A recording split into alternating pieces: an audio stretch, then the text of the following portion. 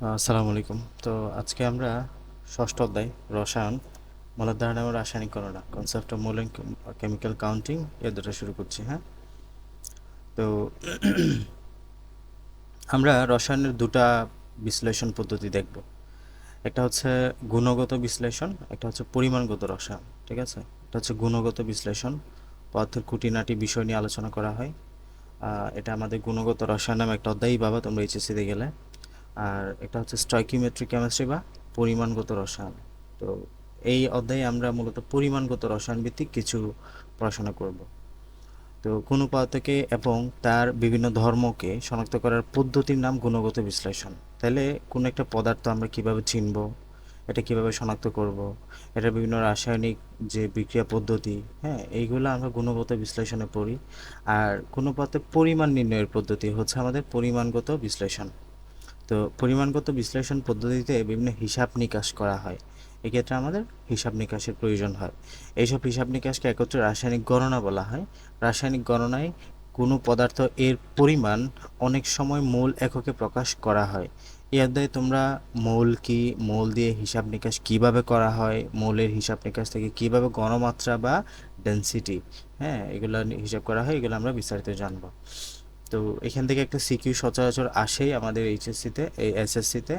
তো একটু ভালোভাবে দেখবা। হ্যাঁ, তো দেখো আমাদের অধ্যায়ে আমরা পড়বো মৌলের ধারণা। মোল, মোল কি আমরা এর আগে পড়েছিলাম মোল। হ্যাঁ, এর আগে এই বিষয়টা পড়েছিলাম মোল হিসেবে, বাট এখন আমরা দেখব মোল কি। তো নির্দিষ্ট ঘনমাত্রায় দ্রবণ প্রস্তুত করতে পারবো আমরা, নির্দিষ্ট ঘনমাত্রার জন্য দ্রবণ, হ্যাঁ, সম্পৃক্ত অসম্পৃক্ত। তো এই ক্ষেত্রে আমরা অনেকগুলো দ্রবণের ঘনমাত্রা, এই বিষয়গুলো নিয়ে আলোচনা হবে এই মূলত এখানে। প্রদত্ত তথ্যপাত্র থেকে ব্যবহার করে যৌগের মৌলের শতকরা সংযুতি নির্ণয়, দেন শতকরা সংযুতি থেকে আমরা স্থূল সংকেত, আণবিক সংকেত এই দুটো বের করতে পারি।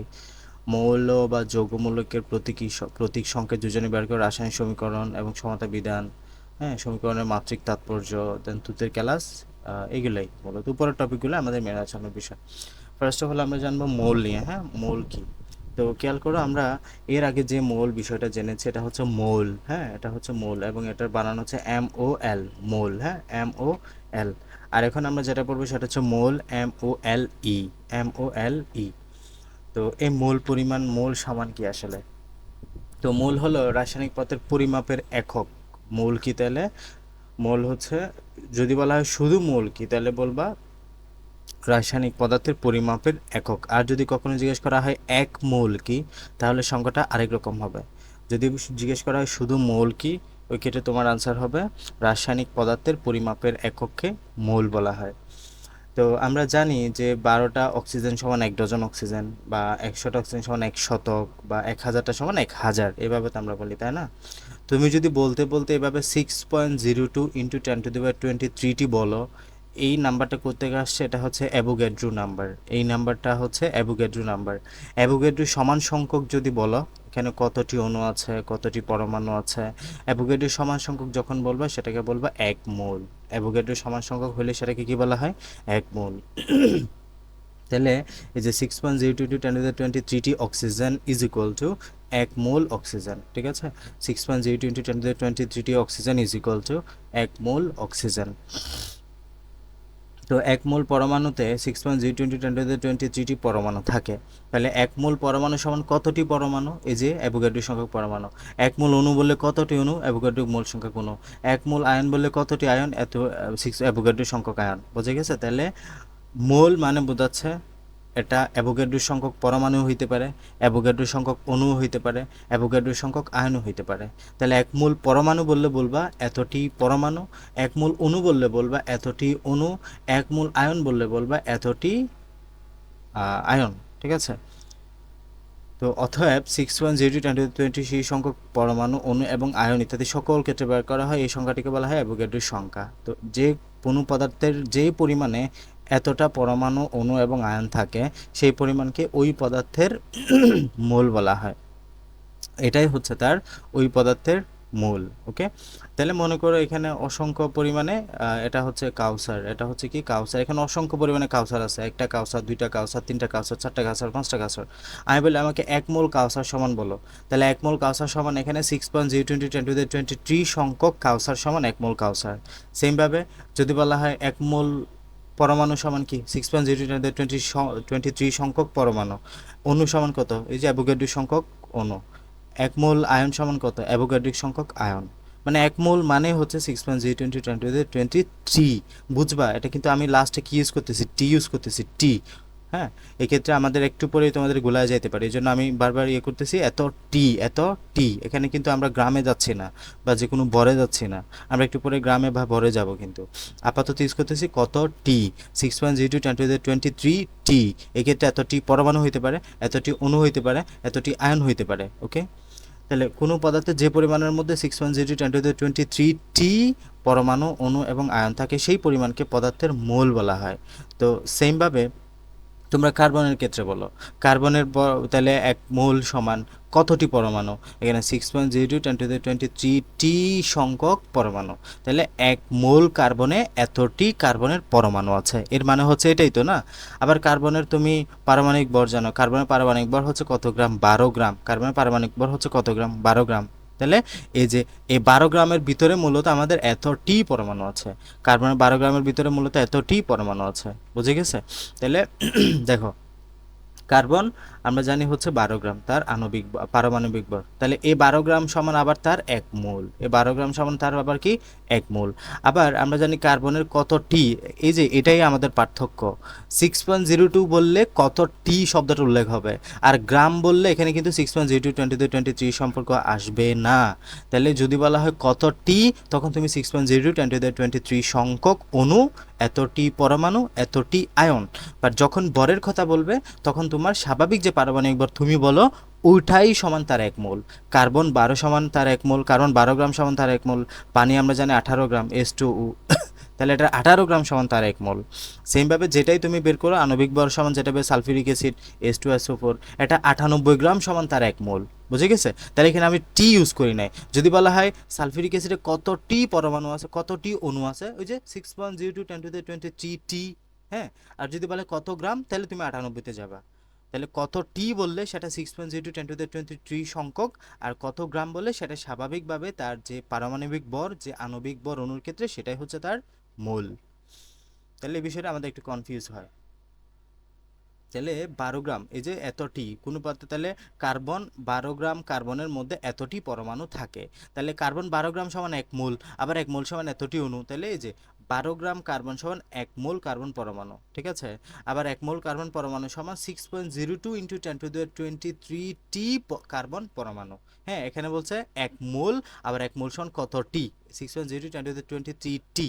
ওকে, 18 গ্রাম পানির মধ্যে এতটি পানির অণু আছে, তাহলে 18 গ্রাম পানির মধ্যে এতটি অণু আছে, আবার পানির অণুর বর্গতা 18 গ্রাম, এই যে 18 গ্রাম সমান 1 মোল, তার মানে 18 গ্রাম সমান যদি 1 মোল হয়, তাহলে 1 মোল সমান আমার যদি 6.0 × 10⁻23 পানির অণু হয়, তার মানে 18 গ্রাম বরের যে 18 গ্রাম পানিতে কতটি অণু আছে, 6.0 × 10⁻23 অণু আছে।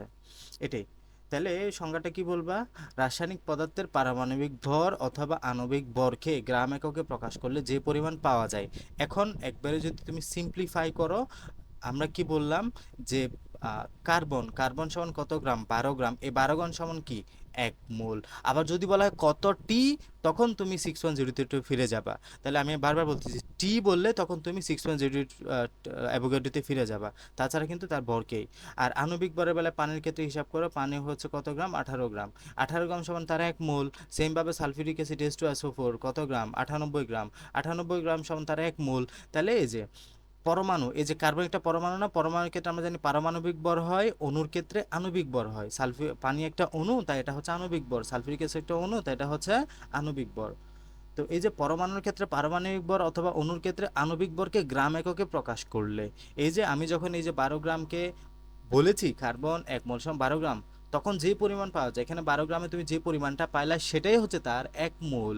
পানির ক্ষেত্রে 18 গ্রাম যে পাইলা সেটাই হচ্ছে তার 1 মোল।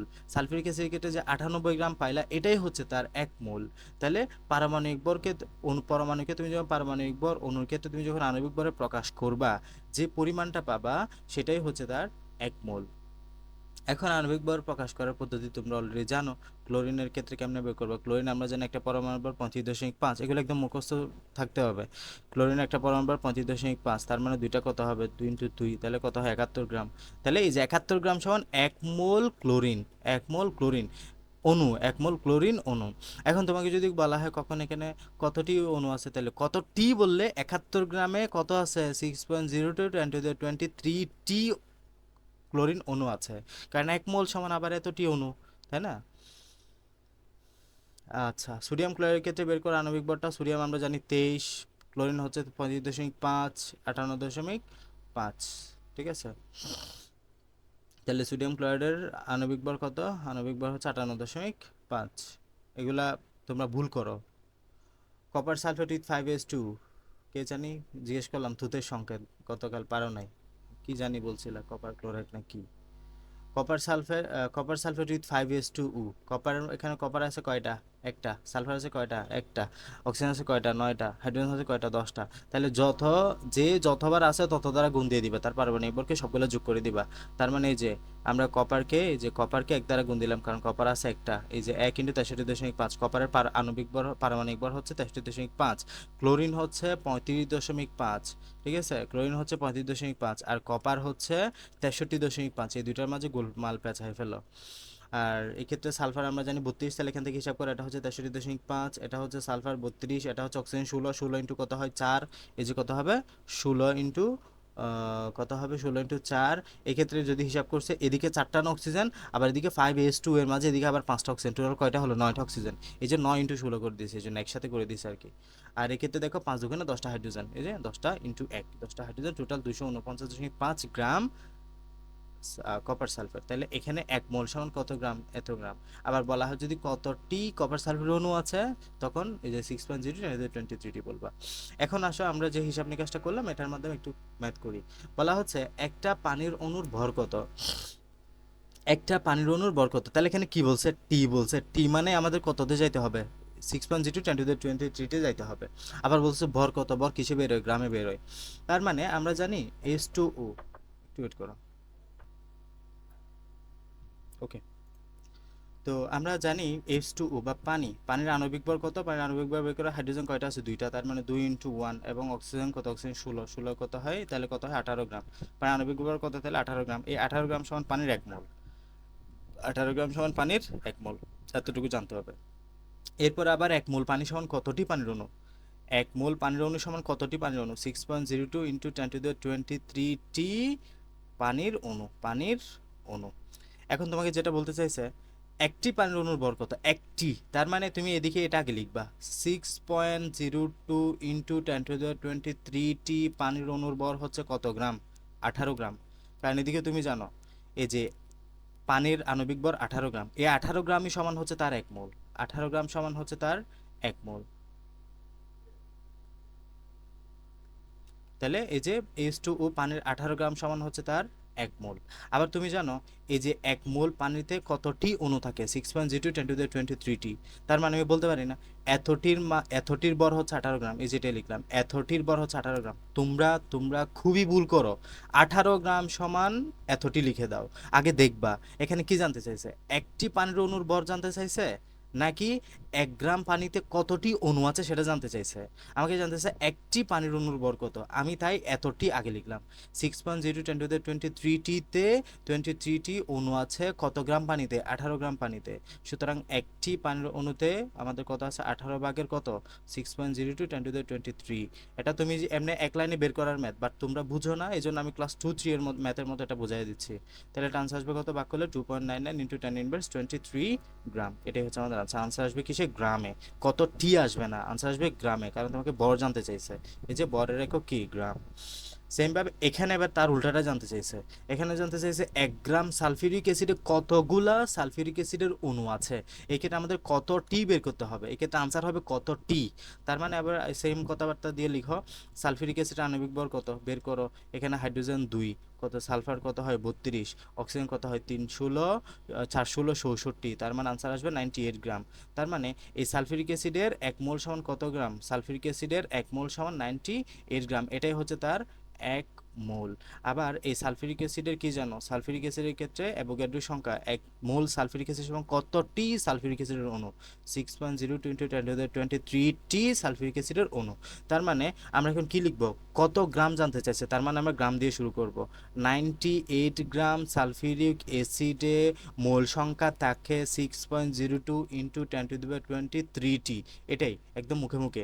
98 গ্রাম সালফিউরিক অ্যাসিডে মোল সংখ্যা থাকে এতটি, সুতরাং 1 গ্রাম, সুতরাং 1 গ্রাম সালফিউরিক অ্যাসিডে মোল সংখ্যা থাকে 6.02 × 1023টি ডিভাইডেড বাই কত 98, আনসার আসে যত সেটা হচ্ছে আনসার, কত হয় 6.14 × 10⁻21 টি অণু। এটা কত টি আসবে, এটা এটা আনসার আসবে কত টি। তোমরা এখানে খুব জোরালোভাবে ভুল করার ইয়ে থাকে যে দেখো এই জায়গায় 18 ভাগের এতটি, বাট এখানে এত অ্যাভোগাড্রো বাই 98। তো এগুলো একদম বুঝে বুঝে, এগুলোর মুখস্থ করার কিছু নাই। আমাকে যেটা বলছে তা, এই যে আমাকে বলছে 1 গ্রাম সালফিউরিক অ্যাসিডের মধ্যে কতটি অণু আছে, তাহলে আমি জানি 98 গ্রাম সালফিউরিক অ্যাসিডের মাঝে অণু আছে 6.02 × 1023টি। আমি 1 গ্রাম সালফিউরিক অ্যাসিডের মধ্যে কতটি অণু আছে এটা বের করলাম। খুবই সিম্পল, এগুলো 2-3 এর ম্যাথ। 2-3-তে আমাদেরকে করতে দিত তো, এই যে 100 টাকায় 100 টাকায় ডিম পাওয়া যায় 10টি, তাহলে একটি ডিম এর দাম কত, একটি ডিমের দাম কত, কেমনে করবা? 100 টাকায় ডিম পাওয়া যায় কয়টি, 10টি, তাহলে একটি ডিমের দাম কত, কেমনে বের করবা? এই যে 10টি ডিমের দাম 100 টাকা, একটি ডিমের দাম 100/10 টাকা, কত হয় আনসার 10 টাকা। এভাবে তো বের করতে হয়। আচ্ছা গেল। এরপরে আবার জানতে চাইছে 5 গ্রাম পানিতে কত মোল পানি বিদ্যমান আছে, এটা আরো সুন্দর। তাহলে এখানে আবার তোমাকে মোল জানতে চাইছে, এখানে তোমাকে কালে কতটিতে আসতেই হবে না, এখানে 6.02 × 1023টি এই শব্দটা আসবেই না, কারণ এখানে কতটিও জানতে চায় নাই, এখানে কিছু জানতে চায় না, আমাদের জানতে চাইছে বা কতগুলা বা কতটি এবং কিছু জানতে চায়, ডিরেক্ট মোলে জানতে চাইছে। তাহলে 5 গ্রাম পানিতে কত মোল পানি আছে, কত মোল পানি আছে, তাহলে আমরা খুবই সিম্পল একটা বিষয় জানি, সেটা হচ্ছে পানির অণুর ভর কত 18 গ্রাম। 18 গ্রামের সমান কত মোল, 18 গ্রামের সমান হচ্ছে 1 মোল।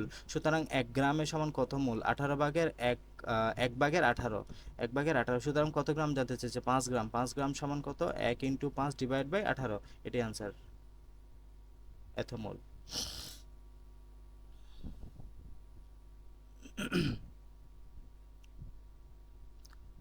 দেখি, আচ্ছা এগুলো করি, এগুলো তোমরা বাসায় করবে, এই যে নিজে করে এগুলো বাসায় করবে। এবার আসো গ্যাসের মোলার আয়তন, গ্যাসের মোলার আয়তন, তাহলে আমাদের মূল বিষয়টা কমপ্লিট, কিন্তু মূল বিষয়টা বুঝছো কিনা সবাই? ওকে। এরপর আসো গ্যাসের মোলার আয়তন। মোলার আয়তন বিষয়টা কি? 1 মোল গ্যাসীয় পদার্থ যে আয়তন দখল করে তাকে ওই গ্যাসের মোলার আয়তন বলা হয়। তাহলে মোলার আয়তন মানে কি? মোলার আয়তন মানে হচ্ছে, এর সংখ্যাটা পড়ে নিবা, 1 মোল গ্যাসীয় পদার্থ। তাহলে এক্ষেত্রে গ্যাসের মোলার আয়তন যেহেতু আমাদের বলছে, তাই গ্যাসীয় পদার্থ বলতে হবে। 1 মোল গ্যাসীয় পদার্থ যে আয়তন দখল করে তাকে ওই গ্যাসের মোলার আয়তন বলা হয়। মনে করো, আচ্ছা এরপরের টপিক গ্যাসের মোলার আয়তন। তো গ্যাসের মোলার আয়তন বিষয়টা কি? আমাদের 1 মোল গ্যাসীয় পদার্থ যে আয়তন দখল করে তাকে আমরা ওই গ্যাসের মোলার আয়তন বলি। 1 মোল গ্যাসীয় পদার্থ যেহেতু বলছে, মনে করো 1 মোল অক্সিজেন গ্যাস, 1 মোল অক্সিজেন গ্যাস, এই 1 মোল অক্সিজেন গ্যাস সমান কতটি, 6.02223টি অক্সিজেন অণু। এটা অণু না, অণু হলে এতটি অণু বলবা।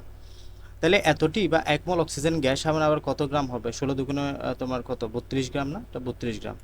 তাহলে 1 মোল 1 মোল অক্সিজেন গ্যাস সমান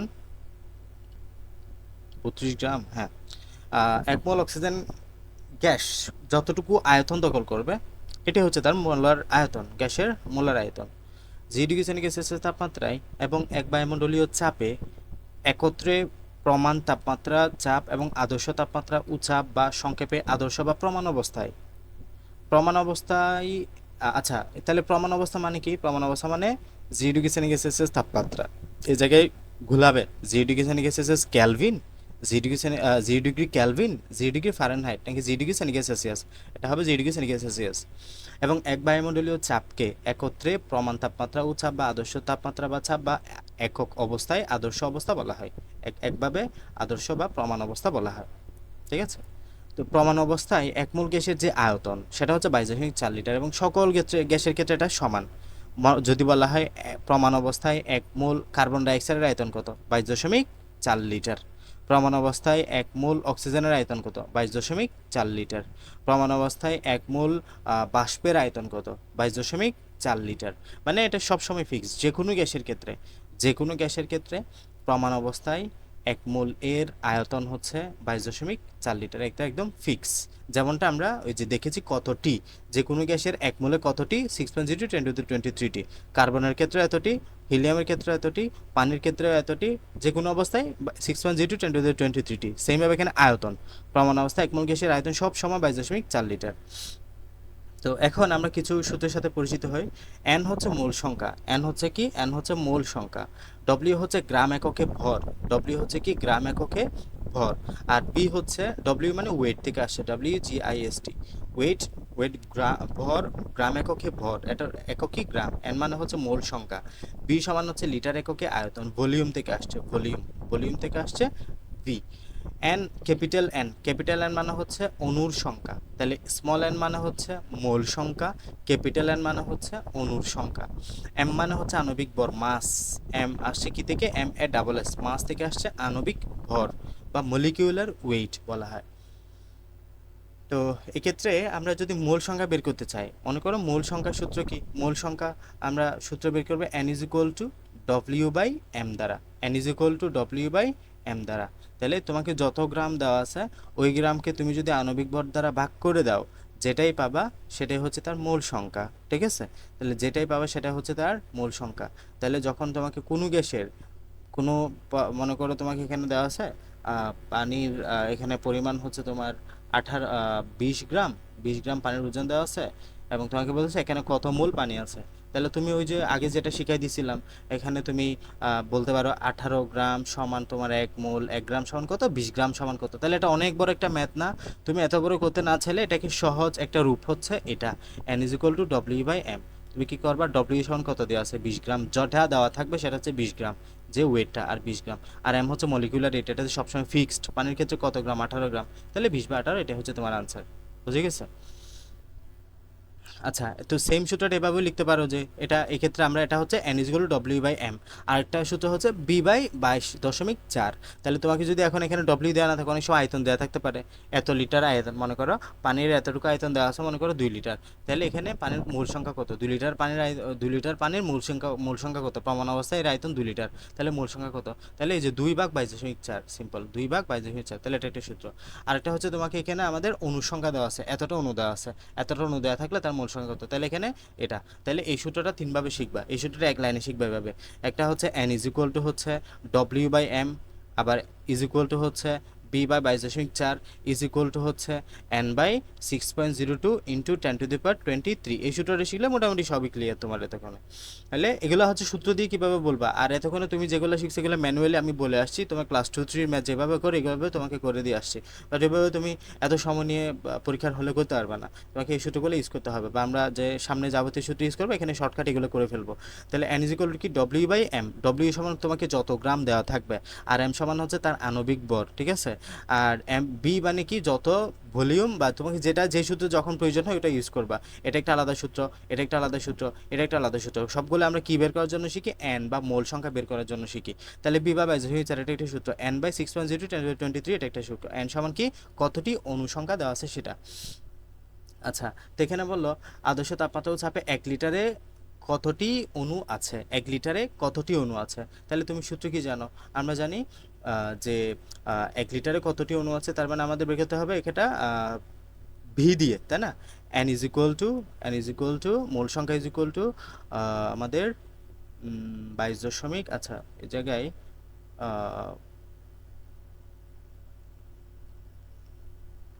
N=V/, হ্যাঁ। আচ্ছা, এই জায়গায় এটা ইয়ে করতে হবে, এটা পরেরটা ইউজ করতে হবে। মানে এক্ষেত্রে খেয়াল করো,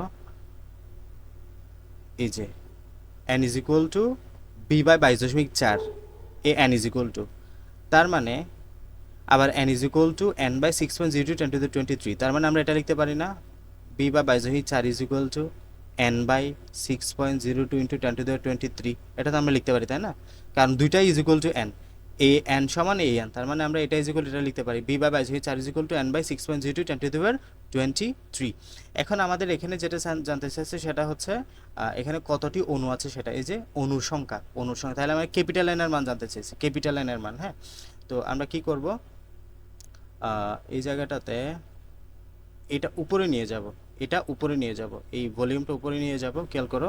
তাহলে আমি লিখি এই জায়গায়, আমরা দুইটা সূত্র জানি, একটা হচ্ছে n is equal to V by 22.4, n is equal to V by 22.4, আরেকটা সূত্র জানি n is equal to n by 6.02 10 to the 23, n is equal to n by capital n by 6.02 10 to the power 23। তাহলে এটা তুমি আগে শিখে আসছো। এখন এটাও n সমান এটা, এটাও n সমান এটা, তার মানে আমি এটা ইজ ইকুয়াল টু এটা লিখতে পারি V by 22.4 is equal to এটা লিখতে পারি, এই যে আমার সূত্র এখন হচ্ছে V by 22.4 is equal to n by 6.02 into 10 to the 23, তাই না, এটা ইজ ইকুয়াল এটা লিখলাম।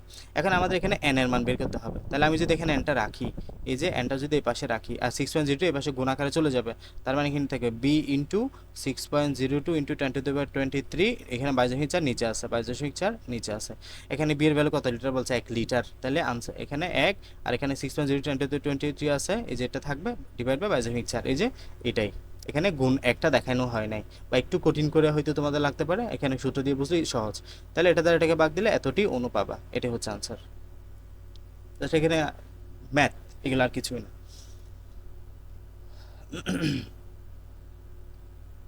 এখানে এটা দেখো 5 মোল কার্বন ডাইঅক্সাইড গ্যাসের প্রমাণ অবস্থায় আয়তন কত, এক্ষেত্রে আমাদের আয়তন বা ভলিউমটাই জানতে চাচ্ছে লিটারে, হ্যাঁ ভলিউমটাই জানতে চাচ্ছে।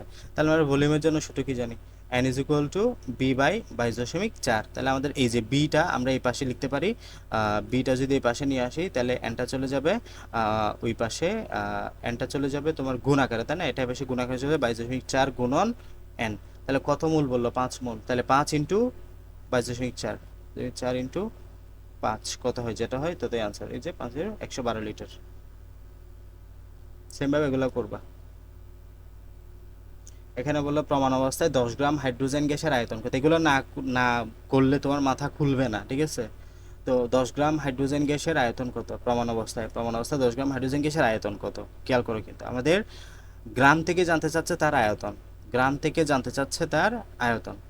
তো তোমরা দুটো সূত্র জানো, একটা হচ্ছে n is equal to W by M, আরেকটা জানো কি বি বাই 22.4, 22.4। তাহলে আমি এটা ইজ ইকুয়াল টু এটা লিখতে পারি, এখন এই যে এখানে এটা লিখে এটা ইজ ইকুয়াল টু এটা, তার মানে আমাদের কি দেওয়া আছে W by M is equal to আমি ভি বাই 22.4 লিখতে পারি।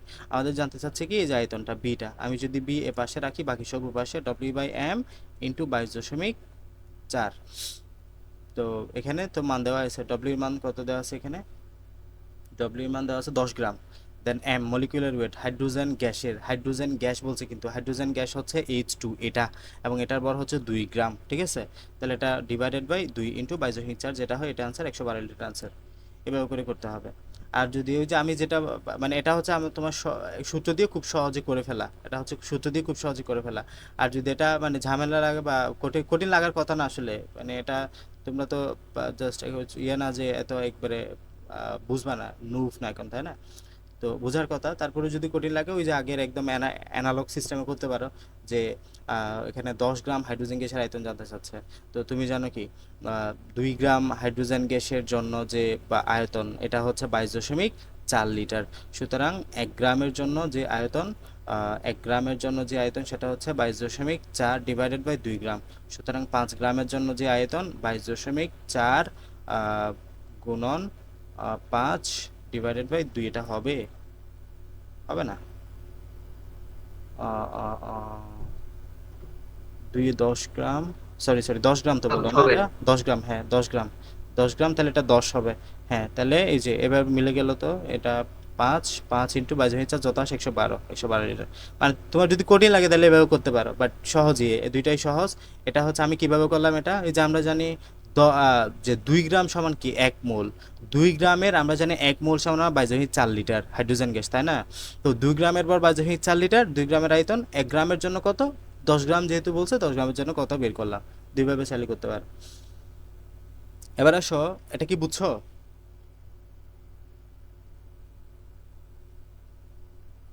হুম। জি। ওকে। মোল এবং আণবিক সংকেত তাহলে আহ, আমাদের মোটামুটি ক্যালকুলেশন টাইপ ম্যাথ এইগুলাই, এর বাইরে আর খুব একটা যে ক্যালকুলেশন আছে তা না, জটিল ক্যালকুলেশন করবে একদম সামনের ক্লাসে গেলে। আচ্ছা, মোল এবং আণবিক সংকেত,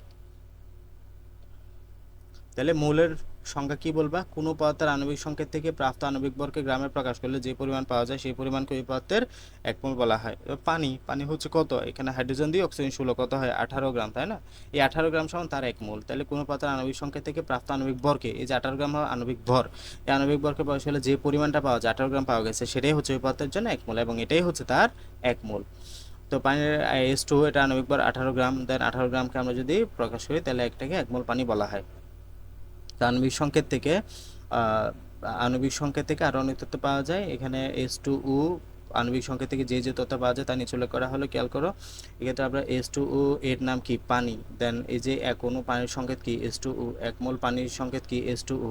1 অণু পানির মধ্যে 2টা হাইড্রোজেন পরমাণু, একটা অক্সিজেন পরমাণু আছে। যদি বলা হয় পরমাণু কয়টা, এখানে H2O এর পানির অণু কয়টা, একটা। H2O অণুর মাঝে হাইড্রোজেন পরমাণু কয়টা, 2টা। অক্সিজেন পরমাণু কয়টা, একটা। দেন 1 মোল H2 অণুতে 2 মোল হাইড্রোজেন আছে, 1 মোল অক্সিজেন পরমাণু আছে। দেন 1 মোল H2 তে হাইড্রোজেনের ভর হচ্ছে 1 গ্রাম, অক্সিজেনের ভর 16 গ্রাম, টোটাল ভর 18 গ্রাম। 1 মোল অণুতে হাইড্রোজেন পরমাণুর সংখ্যা এতটি, কারণ এই যে 2টা আছে না, 2 ইন্টু এতটি। দেন অক্সিজেন পরমাণুর সংখ্যা, যেহেতু অক্সিজেন একটা তাই ইন্টু 1, পানির অণুর সংখ্যা এতটি, এটাই। এবার আসো মূলার দ্রবণ বিষয়টা কি। মূলার দ্রবণ অনেক বেশি গুরুত্বপূর্ণ আমাদের বোঝার জন্য, মূলার দ্রবণের সংখ্যাটাও আমাদের আসে। তো আমরা দ্রব জানি, দ্রাবক বিষয়গুলো জানি, তাই না? দ্রব বা দ্রাবক বিষয়টা কেমন, এটা হচ্ছে তোমার একটা পানির শরবত, বা এখানে একটা গ্লাসে পানি আছে, হ্যাঁ পানি আছে, ওই পানির মাঝে তুমি কি মেশাবা, তুমি চিনি মেশাবা। চিনি মিশাবা, এখানে চিনি মিশাবা। এই যে এখানে যখন চিনি মিশাবা, এখানে একটা শরবত তৈরি হবে না? তাহলে যেটা মিশাইলা সেটা হচ্ছে দ্রব বা সলিউট, যেটা মিশাইলা সেটা হচ্ছে দ্রব বা সলিউট। যেটাতে মিশাইলা সবচেয়ে বেশি পরিমাণে কি আছে এখানে, পানি না? হ্যাঁ, ম্যাক্সিমাম অ্যামাউন্টে, এই ম্যাক্সিমাম অ্যামাউন্টকে আমরা বলি দ্রাবক। এটা হচ্ছে কি আমাদের দ্রাবক, এবং যেটা তৈরি হলো, এই যে দ্রব এবং দ্রাবক মিলে যেটা তৈরি হলো সেটাকে বলা হচ্ছে দ্রবণ বা সলিউশন। একটু ওয়েট করো। ওকে। তো কি বলতে চাচ্ছি, এখানে তুমি যখন চিনি মিশাবা সেটা হচ্ছে দ্রব, আর যেটাতে পানিতে মিশালে সেটার নাম হচ্ছে দ্রাবক, এবং যেটা তৈরি হইলো, এবং দ্রাবককে বলা হচ্ছে সলভেন্ট, SOLVENT, সলভেন্ট। এবং এখানে যেটা তৈরি হলো এটাকে বলা হচ্ছে দ্রবণ বা সলিউশন, দ্রবণ বা সলিউশন। তো এই যে আমরা যখন এটাকে, তুমি যখন স্যালাইন বানাই আমরা তখন কি করি, যে এখানে সোডিয়াম ক্লোরাইড দিই বা লবণ দেই, সোডিয়াম ক্লোরাইড লবণ দিই, এখানে পানিতে থাকে, সেটা পানিতে থাকে, এবং পানিতে থাকার ফলে আমরা কি তৈরি করি, এটা সলিউশন তৈরি করি। সলিউশনটার নাম কি, আমরা বলি এটা তোমার কি বলা হয়, স্যালাইন, স্যালাইন বলা হয়। ওটস কিনো না, ওটস বাজার থেকে, oats saline, ORS, oats. Oral, Ural rehydration, rehydration solution, oral rehydration solution. তো এখানে আমাদের পর্যাপ্ত পরিমাণে সোডিয়াম ক্লোরাইড থাকে। উরাল কেন, কারণ এটা আমরা মুখ দিয়ে খাই। তারপর রিহাইড্রেশন কেন, এটা আমাদের যে রিহাইড্রেশন, পানির শূন্যতা, পানির শূন্যতা তৈরি হয় বডিতে যে কোনো কারণে, অতিরিক্ত গরমে কিন্তু আমাদের এই যে মানে একজন মানুষ রিহাইড্রেটেড হইতে পারে। তো এই যে বর্তমানে অনেক বেশি হিট ওয়েভ চলতেছে, হিট ওয়েভ চলার কারণে অনেক বেশি ঘামায়, অনেক বেশি সোয়েটিং হয়। এই যে অনেক বেশি ঘামার কারণে একজন মানুষের কি হয়, কারণ অনেক বেশি পরিমাণে ফ্লুইড দেহ থেকে লস হবে, অনেক বেশি পরিমাণে ফ্লুইড দেহ থেকে বেরিয়ে যাবে, ফলে কি হবে, পানি শূন্যতা তৈরি হবে। এই পানি শূন্যতার জন্য অনেক সময় হিট স্ট্রোক পর্যন্ত করতে পারে মানুষজন। তো হিট স্ট্রোকটা কেমন হয়, হিট স্ট্রোকটা হচ্ছে তোমার এই যে ব্রেনে, আমাদের যে মনে করো যখন এখানে আমাদের এখানে সেরেব্রাম আছে, তাই না? ব্রেনের মাঝে সেরেব্রাম আছে, সেরেবেলাম আছে। তো এখানে যখন রিহাইড্রেশন শুরু হয়, বডি থেকে পানি বেরিয়ে যায় অনেক পরিমাণে, তখন এখানে ইডেমা ফর্ম হয়। ইডেমা মানে আমাদের এখানে আনওয়ান্টেড ফ্লুইড এখানে অ্যাকুমুলেট করে আমাদের ব্রেইনে। তো যখন আনওয়ান্টেড ফ্লুইড অ্যাকুমুলেট করবে এখানে আমাদের ব্রেনটা সাইজে অনেক বড় হয়ে যায়। বাট আমাদের ব্রেন বড় হলে কি হবে, আমাদের যে করোটি এখানে যে মাথার যে হাড্ডি, এই মাথার হাড্ডি তো বড় হবে না, এই মাথার হাড্ডি তো একদম ফিক্সড, এটা মাথার হাড্ডি তো আর বড় হবে না, বাট ব্রেনের আকারটা বড় হয়ে যায়। ফলে একটা ছোট জায়গার মানে ব্রেন এখন কি করবে, সে উপরে ওঠারও জায়গা নেয়, নিচে পাশেরও জায়গা নেয়, সে কি করে আমাদের একটা এখানে অক্সিপিটাল একটা ফোরামেন আছে, অক্সিপিটাল বলে একটা ফোরামেন আছে, হ্যাঁ, এই ফোরামেন দিয়ে সে ভিতরে এখানে চাপ দেয়। এখন চাপ দেওয়ার কারণে কি হয়ে যায়, যে নার্ভ আছে ভেসেল আছে এখান থেকে টাস করে এখানে ব্লিডিং হয়, ব্লিডিং হয়ে স্ট্রোক হয়, এটাকে বলা হচ্ছে হিট স্ট্রোক। অনেক সময় দেখা যায় যে কি আমাদের একজন মানুষ একদম ভরদুপুরে এসে জমিতে কাজ করতে গেছে, হঠাৎ করে টাস করে ঘুরে পড়ে গেছে, ঘুরে পড়ে গেছে, এরপরে যখন মেডিকেলে নিয়ে যায় শুনে হিট স্ট্রোক করছে। এটা মূলত এই কারণেই হয়ে থাকে এগুলা।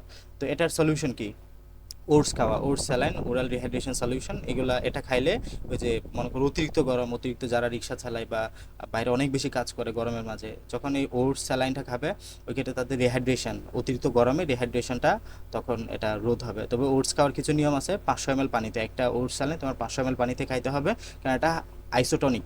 500 ml পানি, এর চাইতে কম বেশি করলে এটা হাইপোটনিক হয়ে হবে, তখন এটা হিতে বিপরীতে হবে, কাজ করবে হিতে বিপরীতে, এটা বি কেয়ারফুল। আচ্ছা, তো যেটা বলতে চাচ্ছি সলিউশন, এটা কি, এটা দ্রবণ বা সলিউশন। তো এখানে দ্রাবককে, এখানে যেমন দ্রব ছিল কি, এই যে ওটস স্যালাইনটা, ওটস স্যালাইন যেটা বাজার থেকে কিনে নেয় সেটা হচ্ছে দ্রব ছিল, আর পানিটা হচ্ছে দ্রাবক, আর স্যালাইন যেটা বানানো হলো এটা হচ্ছে সলিউশন, ঠিক আছে। তো এটা হচ্ছে দ্রবণ, এটা হচ্ছে কি দ্রবণ।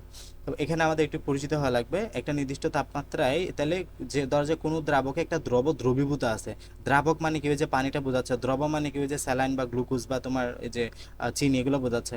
একটা নির্দিষ্ট তাপমাত্রায় 1 লিটার দ্রবণের মধ্যে যদি 1 মোল দ্রবীভূত থাকে, তাকে ওই দ্রবণকে মূলার দ্রবণ বা 1 মোলার দ্রবণ বলা হয়। তাহলে এটা হচ্ছে, মনে করো আমার 1 লিটার পানি আছে, এই জায়গায় আমার 1 লিটার পানি আছে, 1 লিটার পানির মাঝে আমি 1 মোল সোডিয়াম ক্লোরাইড দিলাম, 1 মোল সোডিয়াম ক্লোরাইড এখানে মিশ্রিত করলাম, এই 1 লিটার পানির মাঝে আমি 1 মোল সোডিয়াম ক্লোরাইড মিশ্রিত করলাম।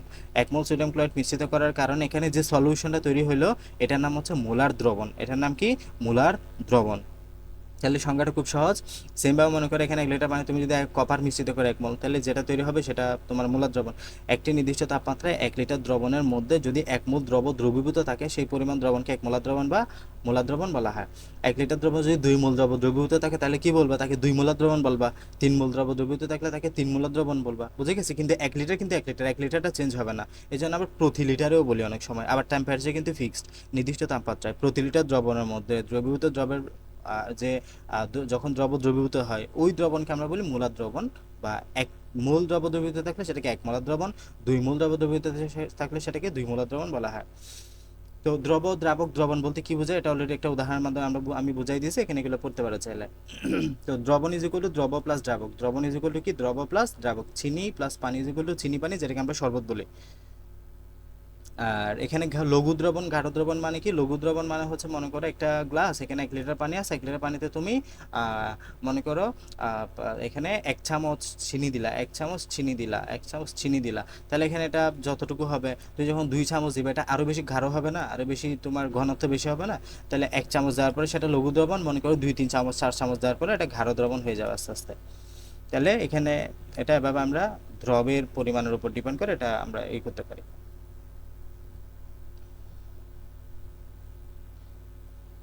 আচ্ছা, তো ল্যাবরেটরিতে কোনো নির্দিষ্ট পরিমাণ দ্রাবকের মধ্যে কম পরিমাণ দ্রব মিশ্রিত করলে তাকে আমরা লঘু দ্রবণ বলা হয়, একটা নির্দিষ্ট পরিমাণ দ্রাবকের মধ্যে বেশি পরিমাণ দ্রব মিশ্রিত করলে তাকে গাঢ় দ্রবণ বলা হয়। আসলে দ্রাবকের মধ্যে কতটুকু পদার্থ যোগ করলে সেই দ্রবণ লঘু হবে, তার কতটুকু পদার্থ যোগ করলে সেই দ্রবণ গাঢ় হবে তার কোনো নিয়ম নাই। দ্রাবকের মধ্যে তুলনামূলক কম পরিমাণে দ্রব থাকলে সেটা লঘু দ্রবণ হয়, দ্রাবকের মধ্যে তুলনামূলক বেশি দ্রব থাকলে সেটা আমরা বলি গাঢ় দ্রবণ, ঠিক আছে।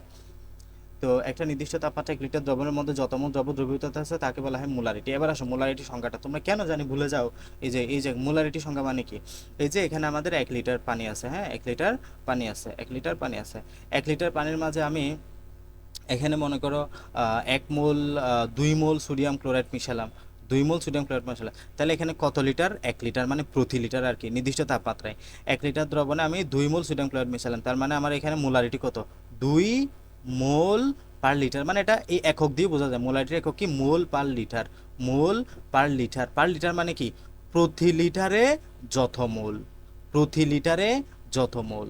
মনে করে এখানে 2 মোল সোডিয়াম ক্লোরাইড মিশানোর ফলে আমার আনসার কি, 2 মোল পার লিটার হচ্ছে তার ঘনত্ব বা মোলারিটি, তার মানে প্রতি লিটারে 2 মোল মিশানো হয়েছে।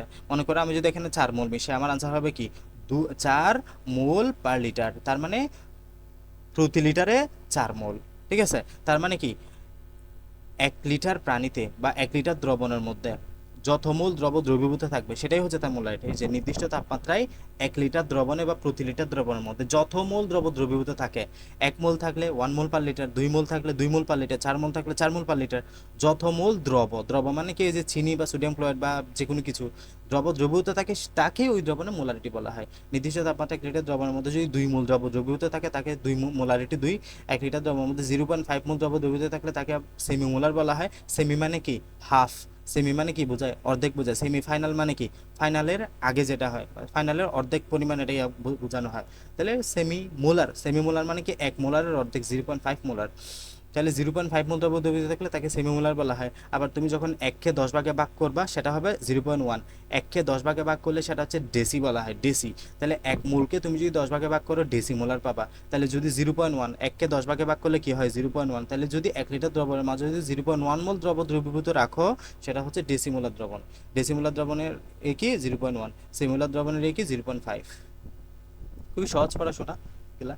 বিভিন্ন মোলারিটি দ্রবণ প্রস্তুত করেন, তাহলে এগুলো এখন বুঝছো যে গ্রাম এককে আমরা এই দ্রবণের মোলারিটি, মোলার এককে আয়তন, দেন দ্রবের ভর বের করে 1000। এবার যদি বের করো W = SMB/1000, ছোট W = SMB/1000, যেখানে S হচ্ছে কি এই যে S হচ্ছে দ্রবণের মোলারিটি, S হচ্ছে দ্রবণের মোলারিটি। সলিউবিলিটি বলা হয় এটাকে, কোথেকে আসছে SO, solubility, solubility. W weight থেকে আসছে মিলিলিটার দ্রবণের আগে, এটা হচ্ছে এমএল এককে, হ্যাঁ এটা হচ্ছে এমএল এককে। তুমি যদি এটা এমএল না দিয়ে লিটারে লিটারে দাও তাহলে এটা 1000টা চলে যাবে কিন্তু, হ্যাঁ এটা 1000টা চলে যাবে। এই 1000টা দেওয়া হয়েছে এটাকে মূলত এস এককে নিয়ে আসার জন্য। তো দ্রবের আণবিক ভর এম, তাহলে এখানে W = SMB/1000 শুধু পরিচয় কি এস হচ্ছে কি মোলারিটি, এম হচ্ছে কি আণবিক ভর, বি হচ্ছে কি ভলিউম বা আয়তন কিসে এমএল এককে, আর 1000 মানে হচ্ছে 1000 দ্বারা ভাগ। আর যদি এটা লিটারে দাও তাহলে 1000 দ্বারা ভাগ করতে হবে না। মোলারিটি বা ঘনমাত্রা সংক্রান্ত সমস্যার জন্য আছে এই সূত্রটা আমরা ইউজ করব। আচ্ছা, এবার আসে এখানে 250 ml আয়তনিক ফ্লাক্সে, আয়তনিক ফ্লাক্স আমরা এই যে বিভিন্ন ঘনমাত্রার দ্রবণ প্রস্তুত করতে ব্যবহার করি। 0.2 মোলার সোডিয়াম ক্লোরাইড কীভাবে প্রস্তুত করা যাবে, তাহলে এখানে কত গ্রাম সোডিয়াম ক্লোরাইড আমরা নিব সেটা বের করতে হবে। তাহলে আমাদের এখানে ডব্লিউ বের করতে হবে, W = SMB/1000। তাহলে এস দেওয়া আছে কত মোলার 0.2 মোলার, এখানে কত হবে 0.2। এম সমান সোডিয়াম ক্লোরাইড সমান কত গ্রাম, সোডিয়াম ক্লোরাইড সমান 58.5 গ্রাম। বি সমান কত, এখানে 250 ml না, তার মানে 250, এটা হচ্ছে কি 250। তার মানে আনসার কত হয় এই যে 1000 দ্বারা ভাগ করলে 2.925 গ্রাম আসবে। এই যে এইভাবে বসে W = আমি এইভাবেই করলাম, W = SMB/1000, এবার সূত্র দিয়ে বসে দিলে হবে। সেমভাবে ম্যাথগুলো করবা, 2 লিটারে এত মোলার সোডিয়াম কার্বনের দ্রবণের মধ্যে কি পরিমাণ সোডিয়াম কার্বনেট আছে। তাহলে W = SMB/1000 কি বের করতে হবে, কি পরিমাণে সোডিয়াম কার্বনেট, তার মানে W বের করতে হবে। W = SMB/1000 এর মধ্যে S এর মান দেওয়া আছে 0.1, M এর মান দেওয়া আছে সোডিয়াম কার্বনেটের ভর বের করো, সোডিয়াম 23, যেখানে কত হয় 46 প্লাস কার্বন 12 প্লাস অক্সিজেন 348, কত হয় 106 না সামথিং, হ্যাঁ 106। তাহলে 106, এটা এম এর মান হচ্ছে 106, বি হচ্ছে কত লিটার 2 লিটার, 1000 ডিভাইড বাই 1000 শেষ। SMB/1000 এই যে 0.1 2, এটা কি সে নিছে 2 লিটার, হ্যাঁ এমএল এ বলছে এটা 2 লিটার, এটা বারবার বলতেছে কিন্তু আনসার তুমি যদি বি 2 লিটার বসায় দাও তাহলে 1000 দ্বারা ভাগ করতে হবে না, দেন 1000 দ্বারা ভাগ করবা।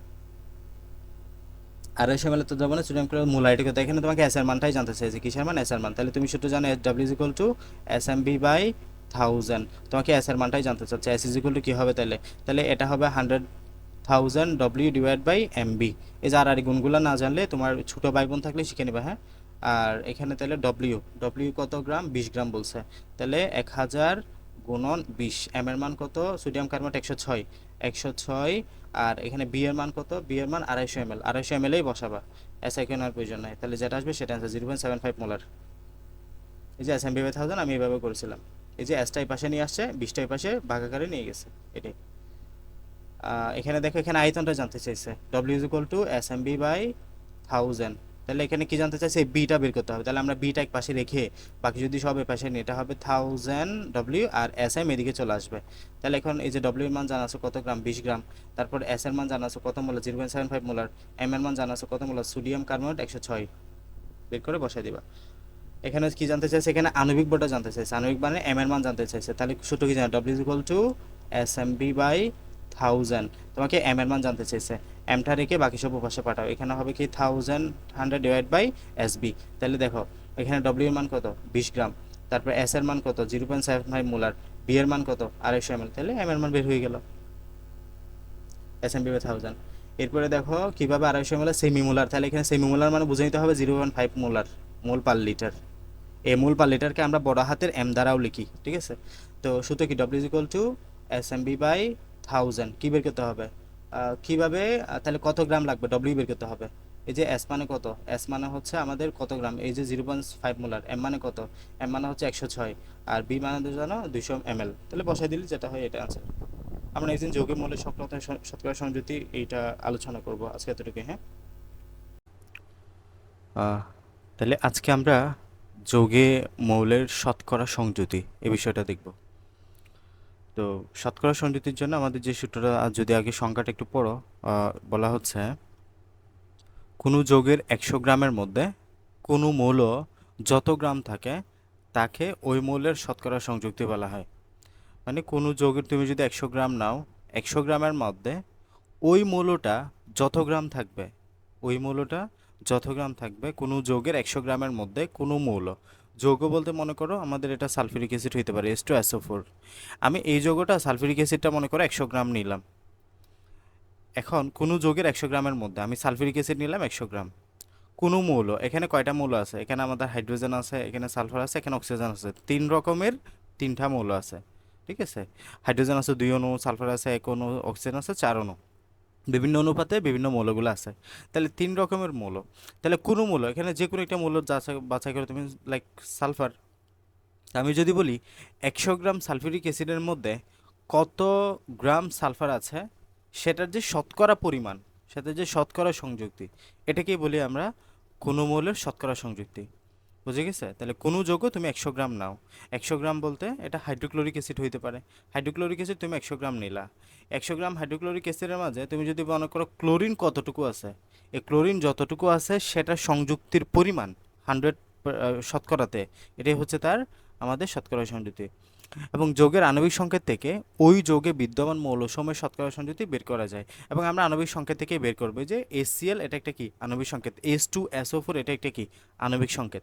এই আণবিক সংকেত থেকে আমরা কোনো মৌলের শতকরা সংযুক্তিটা বের করব, ঠিক আছে। ওকে, তো এরপরে আমরা যদি সূত্রটা দেখি, আমাদের যৌগে একটি মৌলের শতকরা সংযুক্তি বের করার জন্য যে সূত্র, সেটা হচ্ছে কোনো যৌগে একটা মৌলের শতকরা সংযুক্তি ইজ ইকুয়াল টু মৌলের পারমাণবিক ভর।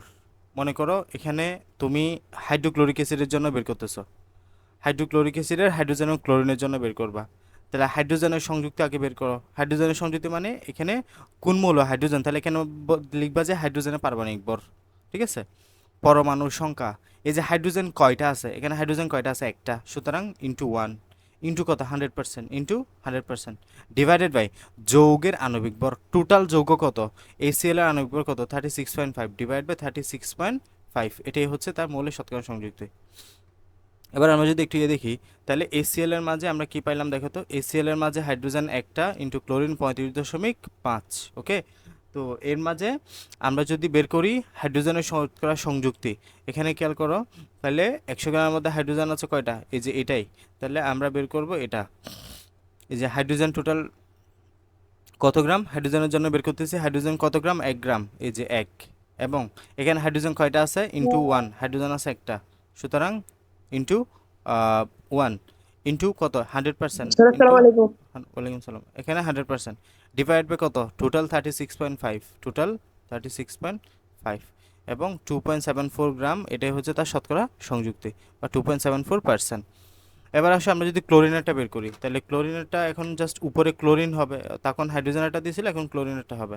তাহলে এখানে ক্লোরিন HCl এর মাঝে ক্লোরিন কত 35.5, এই যে 35.5 ইন্টু কয়টা আছে একটা, ইন্টু 1 ইন্টু কত 100% ডিভাইড বাই সর্বমোট যেটা সেটা 36.5, এই যে এটা ইন্টু 97.26%, এটা হচ্ছে আনসার।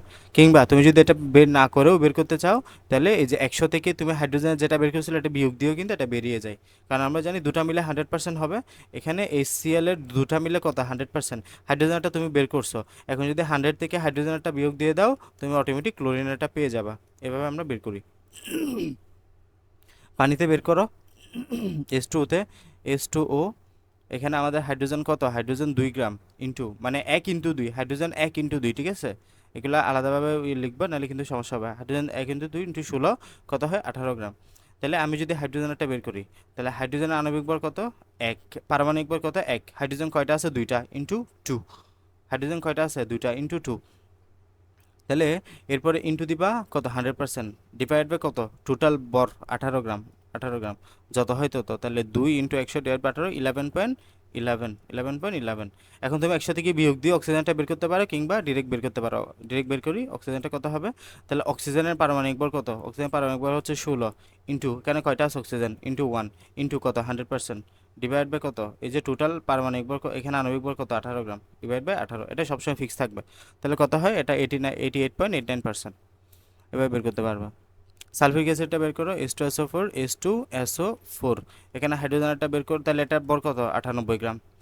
তাহলে হাইড্রোজেনের শতকরা সংখ্যা কেমনে বের করবা, এই যে হাইড্রোজেনের পারমাণবিক ভর কত 1, হাইড্রোজেন কয়টা আছে 2টা ইন্টু কত 100% ডিভাইড বাই কত 98, টোটাল আণবিক ভর দ্বারা ভাগ, এটা কত আসে সালফিউরিক অ্যাসিডের ক্ষেত্রে, এটা এই যে 2 ইন্টু 100 ডিভাইড বাই 98, 2.04%, ঠিক আছে। এরপরে কি আছে, এর সালফার আছে, সালফারটা বের করো।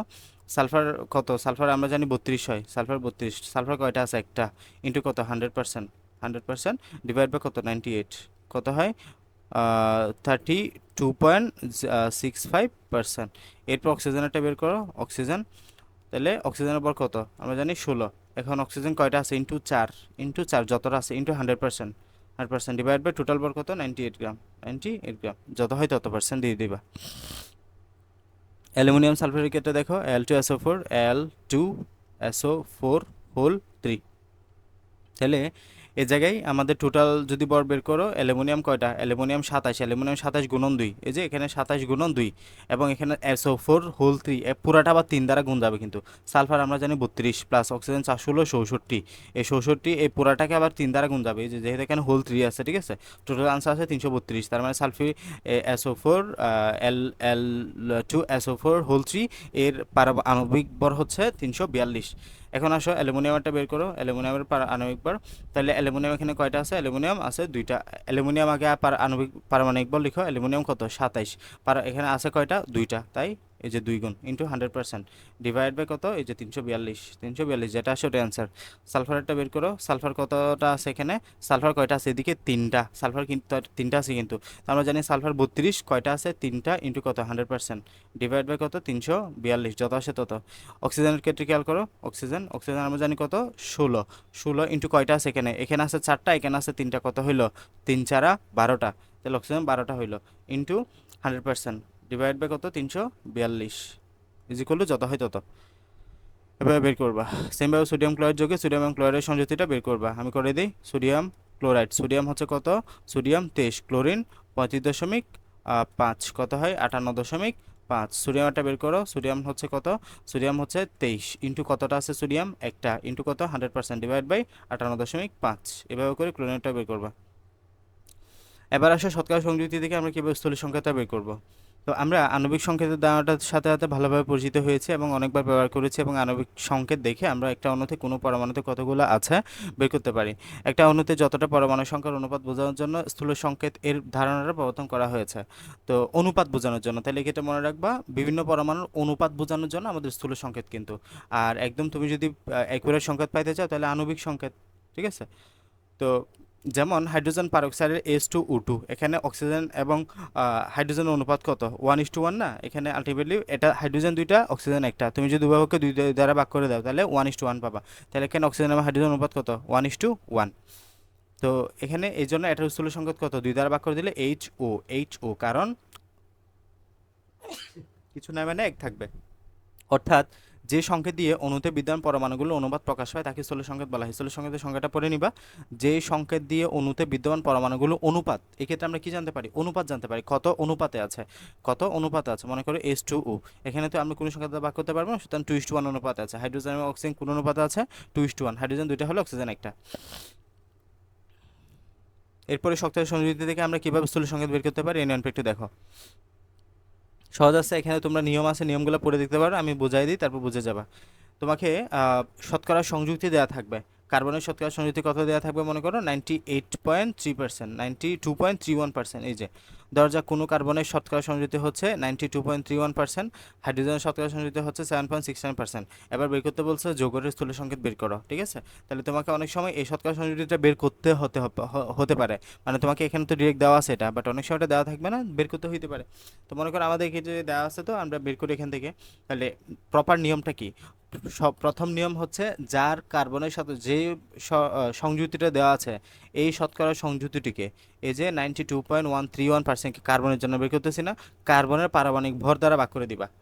যার শতকরা সংযুক্তি দেওয়া আছে ওই শতকরা সংযুক্তিকে তুমি ওই মৌলের পারমাণবিক ভর দ্বারা ভাগ করে দিবা। এটা পারমাণবিক ভর দ্বারা ভাগ করলে কত আসে? 7.69। সেমভাবে এই হাইড্রোজেনের ক্ষেত্রে হাইড্রোজেন কত পার্সেন্ট দেওয়া আছে? 7.69%। এটাকে আমরা কত, হাইড্রোজেন কত হয়? এক। হাইড্রোজেন এক দ্বারা ভাগ করে দিলাম, কত আসে? 7.69।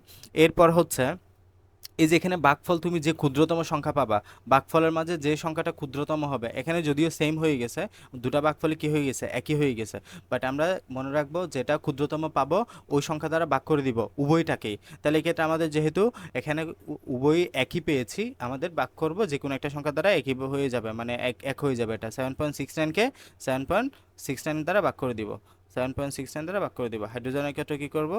7.69কে 7.69 দ্বারা ভাগ করে দেবো। এটা আনসার আসে 1, এটা আনসারও কথা আসে 1। তার মানে C1H1 এ whole to the power n, এটাই হচ্ছে C1H1 whole to the power n দিলে এটা আণবিক সংকেত বোঝাবে। এই যে C1H1 এটা হচ্ছে আমাদের কি?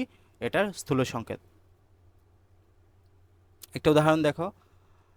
হাইড্রোজেনের শতকরা সংযুক্তি দেওয়া আছে, সালফারের শতকরা সংযুক্তি দেওয়া আছে, অক্সিজেনের শতকরা সংযুক্তি দেওয়া আছে। বলতেছে স্থূল সংকেতটা বের করো। কি বের করতে হবে? স্থূল সংকেতটা। হাইড্রোজেনের জন্য দেওয়া আছে, সালফারের জন্য দেওয়া আছে, অক্সিজেনের জন্য দেওয়া আছে। তাহলে কি করব? সিম্পলি এই যে যেটা শতকরা সংযুক্তি দেওয়া আছে সেটাকে ওই মূলের পারমাণবিক ভর দ্বারা ভাগ করা। হাইড্রোজেন দেওয়া আছে 2.04%, এটার পারমাণবিক কত? আমাদের পারমাণবিক যে ভর, এটা হাইড্রোজেন 1 দ্বারা ভাগ, কত আসে? 2.04 আসে। এবার সালফার আসো, সালফার কত আসে? 32.65। সালফার কত? 32 দ্বারা ভাগ করে দাও, 1.02। এরপর আসো অক্সিজেন, অক্সিজেন কত দেওয়া আছে? 65.30। এটা অক্সিজেন কত? 16 দ্বারা ভাগ করে দাও, 4.08 আসে। এরপরে ভাগফল যেগুলো পাইলাম এগুলোর মধ্যে ক্ষুদ্রতম যে সেই ক্ষুদ্রতম সংখ্যা দ্বারা সব ভাগফলকে আমরা ভাগ করে দিব, ঠিক আছে? এখানের মাঝে আমরা ক্ষুদ্রতম দেখতে পাচ্ছি কাকে? 1.02কে 1.02 দ্বারা এটাকেও ভাগ দিব, এটাকেও ভাগ দিব, এটাকেও ভাগ দিব, ঠিক আছে? তাহলে এখন কি করবো? এই যে হাইড্রোজেনের জন্য খেয়াল করো, হাইড্রোজেনের ভ্যালু কত পাইছিলাম? ভাগফল 2.04%, এটাকে 1.02 দ্বারা ভাগ। সালফার কত পাইছিলাম? 1.02, এটাকে 1.02 দ্বারা ভাগ। অক্সিজেনের জন্য কত পাইছি? 4.08, এটাকে 1.02 দ্বারা ভাগ। মানে সর্বনিম্ন যে সংখ্যাটা পেয়েছি এই সংখ্যা দ্বারা সবাইকে ভাগ করে দিতে হবে। এরপরে ভাগফলটা এই জায়গায় আবার লিখে, এটা ভাগফল 2 আসে, এটার ভাগফল 1 আসে, এটার ভাগফল 4 আসে। এরপরে এই যে H2, এরপরে এরপরে S1, এরপরে O4, S1O4, এটাই হচ্ছে তার স্থূল সংকেত।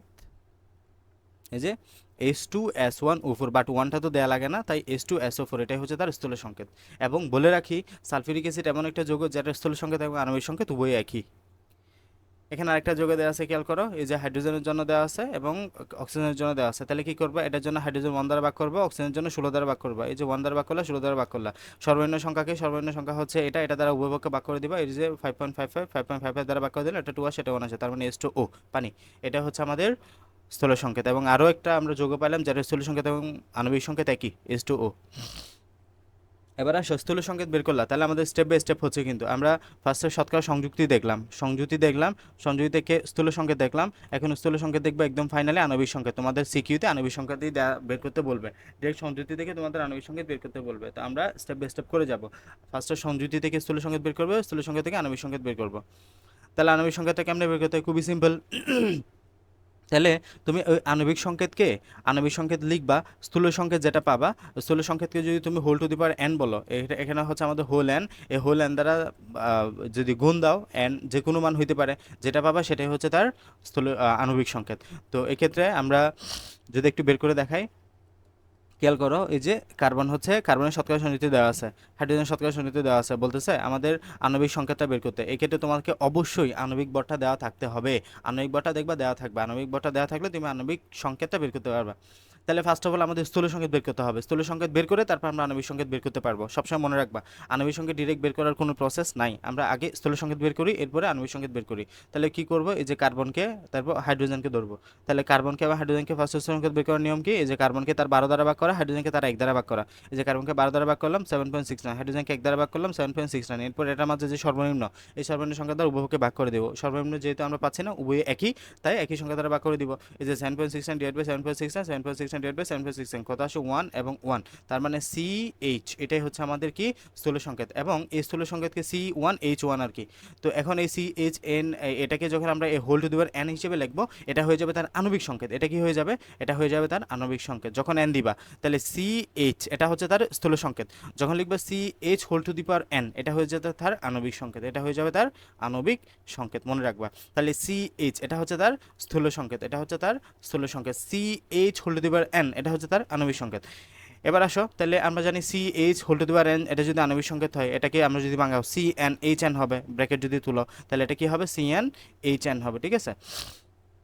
আচ্ছা, তো এই জায়গায় আমরা ক্যালকুলেশনটা কীভাবে করবো, আমরা এই CH এর এবার বের করো, এখানে ওই যে তার ভর বের করো CH এর। তাহলে আমরা জানি কার্বন CH এর যদি ভর বের করি, CH কার্বন কত হয়, কার্বন হয় 12, হাইড্রোজেন হয় 1, কত হয় 13, তাই না। এক্ষেত্রে আমরা কত পাই 13, এবং এই যে 13n আর কি, তাহলে কত আনসার কত হয় 13n হচ্ছে আমাদের 13n।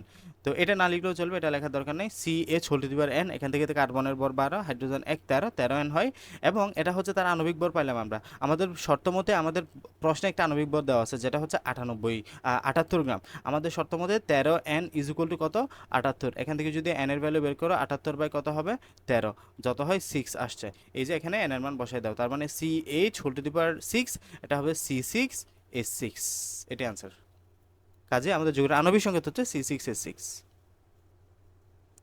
তো আণবিক সংকেত থেকে স্থূল সংকেত বের করার নিয়ম। এবার গ্লুকোজটা একটু দেখো, এই যে আমাদের এখানে ধরা যাক গ্লুকোজ C6H12O6 এর স্থূল সংকেত বের করতে হবে। যদি আণবিক সংকেত থেকে তোমাকে উল্টা বের করতে বলে স্থূল সংকেতটা, উল্টা উল্টা যদি বের করতে বলে স্থূল সংকেত, এতক্ষণ আমরা কি পড়ছি, স্থূল সংকেত থেকে আণবিক সংকেত পড়ছি না, স্থূল সংকেত থেকে আণবিক সংকেত পড়ছি না, এখন পড়বো আণবিক সংকেত থেকে স্থূল সংকেত। এটা খুবই সহজ, মানে উল্টা নিয়ম, তোমার এটা নিয়মও বোঝাইতে হবে না, তুমি যদি এগুলো বুঝে থাকো ডিপলি তাহলে তখন বুঝে যাওয়ার কথা। এখানে তুমি কেমনে বের করছো, এই যে এখানে CH হোল 10, এখানে আমরা এই 78কে এই পাশে ভাগ করে তারপর এটা বের করছি, তাই না। তাহলে এখন কি করব, আণবিক সংকেত স্থূল সংকেত মানে কি, স্থূল সংকেত মানে হচ্ছে আমাদের অনুপাত প্রকাশ করে আণবিক সংকেতের অনুপাত প্রকাশ করে বা মৌলের অনুপাত প্রকাশ করে, কতটা মৌল আছে। তাহলে আমরা জাস্ট ওই যে ওইটাই করব।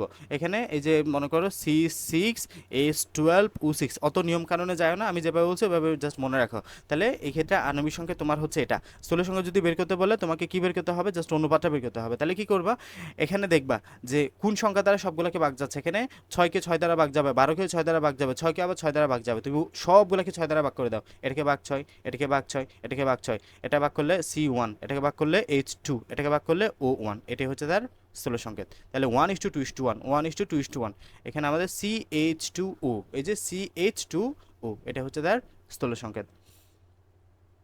সেমভাবে এই যে এখানে যেমন পানির আণবিক সংকেত H2, আবার স্থূল সংকেতে H2, সালফিউরিক অ্যাসিডের আণবিক সংকেত H2SO4, স্থূল সংকেতে H2SO4, কেন, কারণ এই ক্ষেত্রে H2SO4 এর ক্ষেত্রে চিন্তা করো তো, তুমি হাইড্রোজেনকে 2 দ্বারা ভাগ দিচ্ছ, সালফারের ক্ষেত্রে 1 আছে, 1 কি 2 দ্বারা ভাগ যাবে, নো, এটা অপূর্ণ সংখ্যা হয়ে যাবে। আবার অক্সিজেনকে 2 দ্বারা ভাগ যাচ্ছে, তবে 1 তো আমরা যাইতে পারতেছি, এই জন্য যেটা স্থূল সংকেত ওইটা হচ্ছে আণবিক সংকেত। এখানে সবগুলোকে তুমি কি একটা 1 দ্বারা ভাগ দিলে আলটিমেটলি সব একই থাকে। এখানে সেম C6H6 এর ক্ষেত্রে দেখো, C6H6 কে তুমি যদি স্থূল আণবিক সংকেত থেকে স্থূল সংকেত পাইতে চাও, তাহলে উভয়পক্ষে 6 দ্বারা ভাগ যাচ্ছে, 6 দ্বারা ভাগ করে দাও, কত হয় C1H1, এটা হচ্ছে তার স্থূল সংকেত।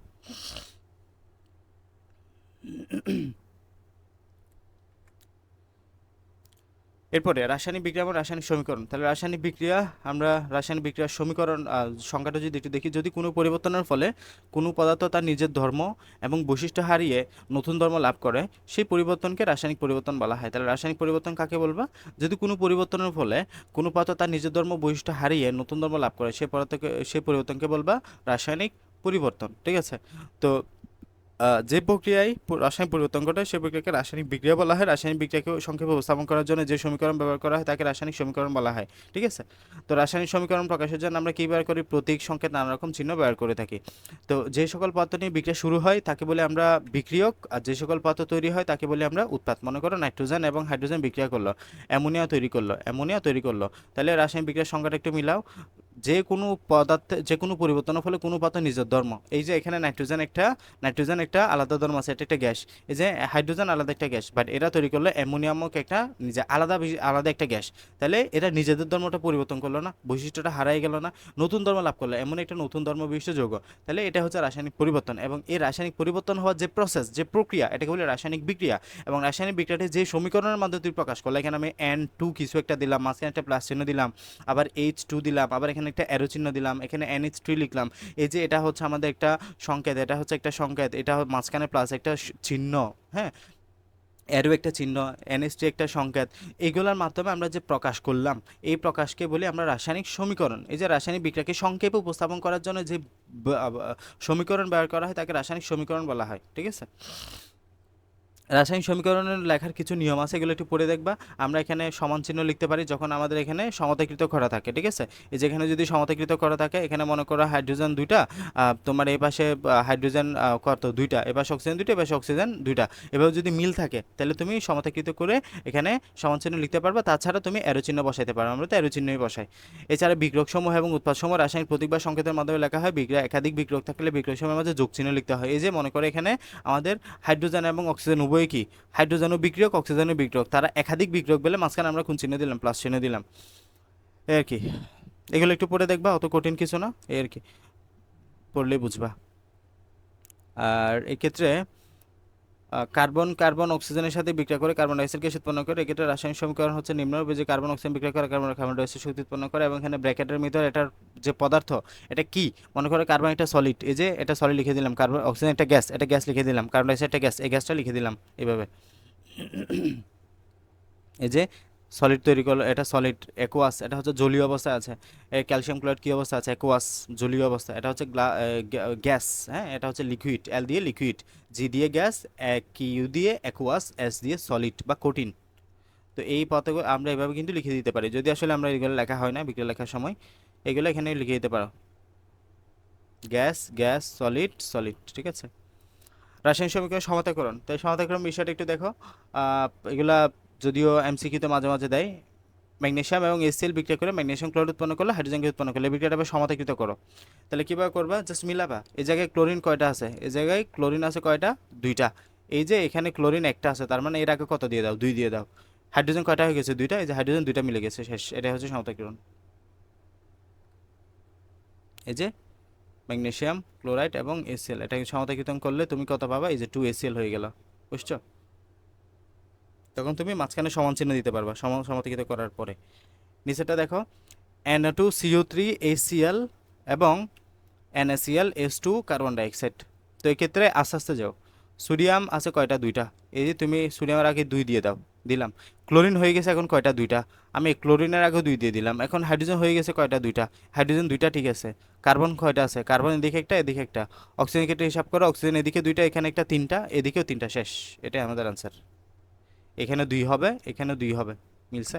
লাস্টে গিয়ে দেখো, এই যে এখানে 2 হবে, এখানে 2 হবে, এভাবে।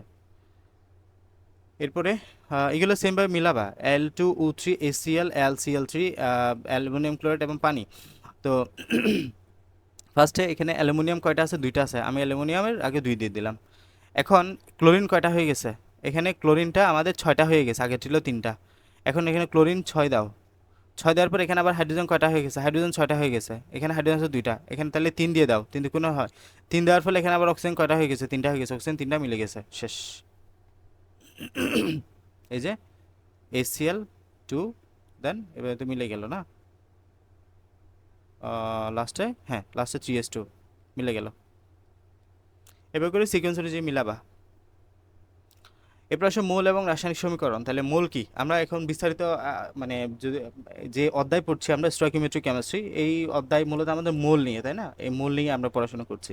তাহলে নির্দিষ্ট পরিমাণ কোনো বিক্রিয়ক অপর একটা বিক্রিয়কে নির্দিষ্ট পরিমাণের সাথে বিক্রিয়া করে নির্দিষ্ট পরিমাণ উৎপন্ন করে।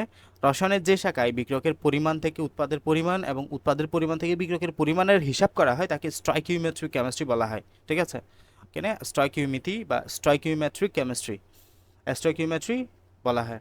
তো রাসায়নিক সমীকরণ থেকে মৌলের হিসাব সংক্রান্ত যে তথ্যসমূহ লেখা যায় তাকে বিক্রিয়ার স্টয়কিওমিতি বলা হয়।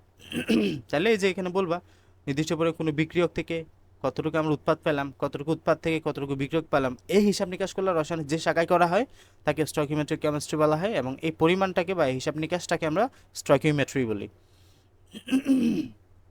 এই যে এখানে মনে করো ম্যাগনেসিয়াম অক্সিজেন বিক্রিয়া করে ম্যাগনেসিয়াম অক্সাইড উৎপন্ন করো, আমি বলতে পারবো দুইটা ম্যাগনেসিয়াম একটা অক্সিজেনের সাথে বিক্রিয়া করে দুটা ম্যাগনেসিয়াম অক্সাইড তৈরি করলো। ঠিক আছে, এইটা হচ্ছে আমাদের স্টয়কিওমেট্রিক কেমিস্ট্রি হিসাব নিকাশ। আবার এখানে 2 মোল ম্যাগনেসিয়াম সমান কি, অ্যাভোগাড্রো সংখ্যক পরমাণু। হ্যাঁ, আবার অ্যাভোগাড্রো সংখ্যক, এটা আমি যদি গ্রামে লিখি এখানে 48 গ্রাম ম্যাগনেসিয়াম, এই হিসাব নিকাশগুলো আর কি।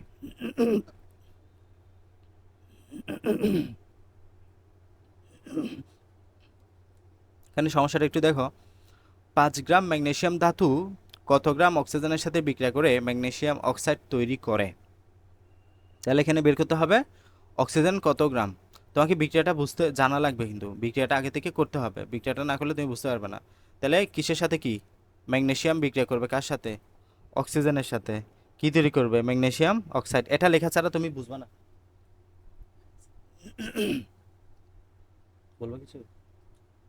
হ্যাঁ, এটা লেখা ছাড়া তুমি বুঝবা না। তাহলে এখানে কি তৈরি হলো, ম্যাগনেসিয়াম অক্সাইড। এই যে ম্যাগনেসিয়াম এখনো অক্সিজেন এখনোর সাথে বিক্রিয়া করলো, এখনো ম্যাগনেসিয়াম অক্সাইড উৎপন্ন করে। এটা এখন আমাকে এটা সমাধিকৃত করতে হবে। বি কেয়ারফুল, তোমাকে যেটা কোয়েশ্চেনে দেওয়া থাকবে এটা কখনোই তোমাকে সমাধিকৃত করা থাকবে না, তোমাকে সমাধিকৃত করতে হবে। তাহলে অক্সিজেন 2, তাহলে এখানে আগে 2 দিয়ে দাও।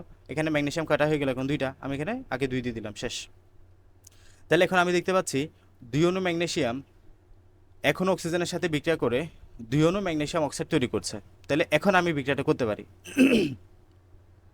খেয়াল করো, 5 গ্রাম ম্যাগনেসিয়াম ধাতু থেকে কত গ্রাম আমি অক্সিজেনের সাথে বিক্রিয়া করে ম্যাগনেসিয়াম অক্সাইড তৈরি করবে, সেটা আমি বের করতে হবে। তাহলে আমাকে এই ম্যাগনেসিয়ামের পরিমাণটা কত, 5 গ্রাম, এবং অক্সিজেন কতটুকু লাগবে এটা আমাদের বের করতে হবে এতটুকু ম্যাগনেসিয়াম অক্সাইড তৈরি করতে, 2 অণু ম্যাগনেসিয়াম অক্সাইড তৈরি করতে। ঠিক আছে, তো এখানে স্বাভাবিকভাবে তুমি দেখো ম্যাগনেসিয়াম কত, ম্যাগনেসিয়াম হচ্ছে 24, ম্যাগনেসিয়ামের আণবিক ভর কত, পারমাণবিক ভর 24। তাহলে 2 অণুর জন্য কত, 24 ইন্টু 2 ইজিক্যাল টু কত, 48 গ্রাম। তার মানে এই 48 গ্রামটা বিক্রিয়া করতেছে 1 মোল অক্সিজেনের সাথে। 1 মোল অক্সিজেন সমান কত গ্রাম, অক্সিজেন আমরা জানি কত, 16, 16 দুগুণে কত, 32। তাহলে এই 48 গ্রাম বিক্রিয়া করতেছে 32 গ্রামের সাথে। এই যে 48 গ্রাম ম্যাগনেসিয়াম ধাতু বিক্রিয়া করে 32 গ্রাম অক্সিজেনের সাথে, বুঝে গেছে? তো 1 গ্রাম বিক্রিয়া করে 32/48, কত গ্রাম দেওয়া আছে, 5 গ্রাম। 5 গ্রাম ম্যাগনেসিয়াম ধাতু বিক্রিয়া করে, এই যে উপরে 5 গুণ দিয়ে দিবা, 3.3 গ্রাম অক্সিজেনের সাথে, দ্যাটস ইট। তাহলে তুমি যদি সমাধাকিত করে না করো, এখানে যদি আমাদের এখানে বইয়ে সমাধানে বিক্রিয়াটা লেখা নাই, বিক্রিয়াটা না লিখলে তুমি বুঝবা না এখানে 48টা কোত্থেকে আসলো, এই 32টা কোত্থেকে আসলো, এটা বিক্রিয়াটা করতে হবে। এটা আসছে এই যে আমাদের 2 অণু ম্যাগনেসিয়াম থেকে আসছে 24 দুগুণে 48, এবং অক্সিজেন 32 থেকে আসছে আমাদের 16 দুগুণে 32। তো 48 গ্রাম বিক্রিয়া করে 32 গ্রামের সাথে, 1 গ্রাম বিক্রিয়া করে এতর সাথে, 5 গ্রাম বিক্রিয়া করে কতর সাথে, এগুলো আমাদের সিকিউতে আসে কিন্তু। সেমভাবে এগুলো দেখবা 2 গ্রাম ম্যাগনেসিয়াম ধাতুর সাথে প্রয়োজনীয় পরিমাণ অক্সিজেন সরবরাহ করলে কত গ্রাম ম্যাগনেসিয়াম অক্সাইড উৎপন্ন হবে। তাহলে এই যে আমরা জানি 48 গ্রাম থেকে ম্যাগনেসিয়াম অক্সাইড পাই 80 গ্রাম, এই জায়গায় ম্যাগনেসিয়াম অক্সাইড, ম্যাগনেসিয়াম আমরা জানি কত হয় 24, অক্সিজেন কত হয়, অক্সিজেন হচ্ছে 16, তাহলে 2 এখানে কত হয় 24 আর 16 40, 2 অণু ম্যাগনেসিয়ামের জন্য কত হয় 80 গ্রাম। ঠিক আছে, তাহলে ম্যাগনেসিয়াম অক্সাইড, ম্যাগনেসিয়াম হচ্ছে কত হয়, ম্যাগনেসিয়াম 24, অক্সিজেন 16, কত হয় 40, 2 অণুর জন্য 80, তাই না?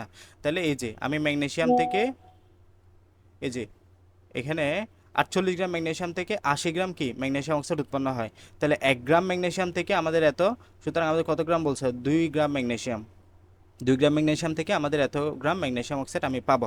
এখানে অক্সিজেনের পরিমাণটা আমাদের হিসাব করতে বলে নাই, বলছে প্রয়োজনীয় যতটুকু লাগে ঠিক ততটুকু দেওয়া হবে। তার মানে এটা আমাদের হিসাব নিকাশে আনার দরকার নাই, আমরা জাস্ট হিসাব করব যেটা দেওয়া আছে, যেটা বের করতে বলছে। দেওয়া আছে কি ম্যাগনেসিয়াম, বের করতে বলছে কি ম্যাগনেসিয়াম অক্সাইড।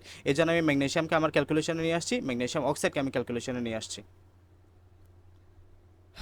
এবার সেমভাবে এখানে যদি বলে প্রয়োজনীয় পরিমাণ ম্যাগনেসিয়াম সরবরাহ করলে এখন তোমাকে 10 গ্রাম ম্যাগনেসিয়াম অক্সাইড উৎপন্ন করতে হবে, তাহলে কত গ্রাম অক্সিজেন লাগবে? তাহলে এখন হিসাব নিকাশ করবে, এই যে ম্যাগনেসিয়ামকে তুমি টোটালি বাদ দিয়ে দিবা, সমীকরণ থেকে ম্যাগনেসিয়াম টোটালি বাদ দিয়ে দিবা, এখান থেকে এই ম্যাগনেসিয়াম টোটালি বাদ, ম্যাগনেসিয়াম যদি বাদ দিয়ে দাও এই জায়গায় অক্সিজেন হিসাব নিকাশ হবে, এই যে 32 গ্রাম এবং এখানে 80 গ্রাম, তাহলে আমার 32 এবং 80 নিয়ে হিসাব পাবে। এখন এই যে আমি 80 গ্রাম ম্যাগনেসিয়াম অক্সাইড উৎপন্ন হয় কোথা থেকে? 32 গ্রাম অক্সিজেন থেকে। আমাকে কত গ্রাম বলো? 10 গ্রাম, তাহলে 1 গ্রামে বের করো, সাথে 10 গ্রামে বের করো। এই যে 10 গ্রাম অক্সিজেন থেকে উৎপন্ন হয় আমাদের 4 গ্রাম অক্সিজেন থেকে, ম্যাগনেসিয়াম অক্সাইড উৎপন্ন হয় 4 গ্রাম অক্সিজেন থেকে, এভাবে বের করবা। এরপর আসো 5টা নাইট্রোজেন অণু থেকে কতটা অ্যামোনিয়া অণু উৎপন্ন হবে।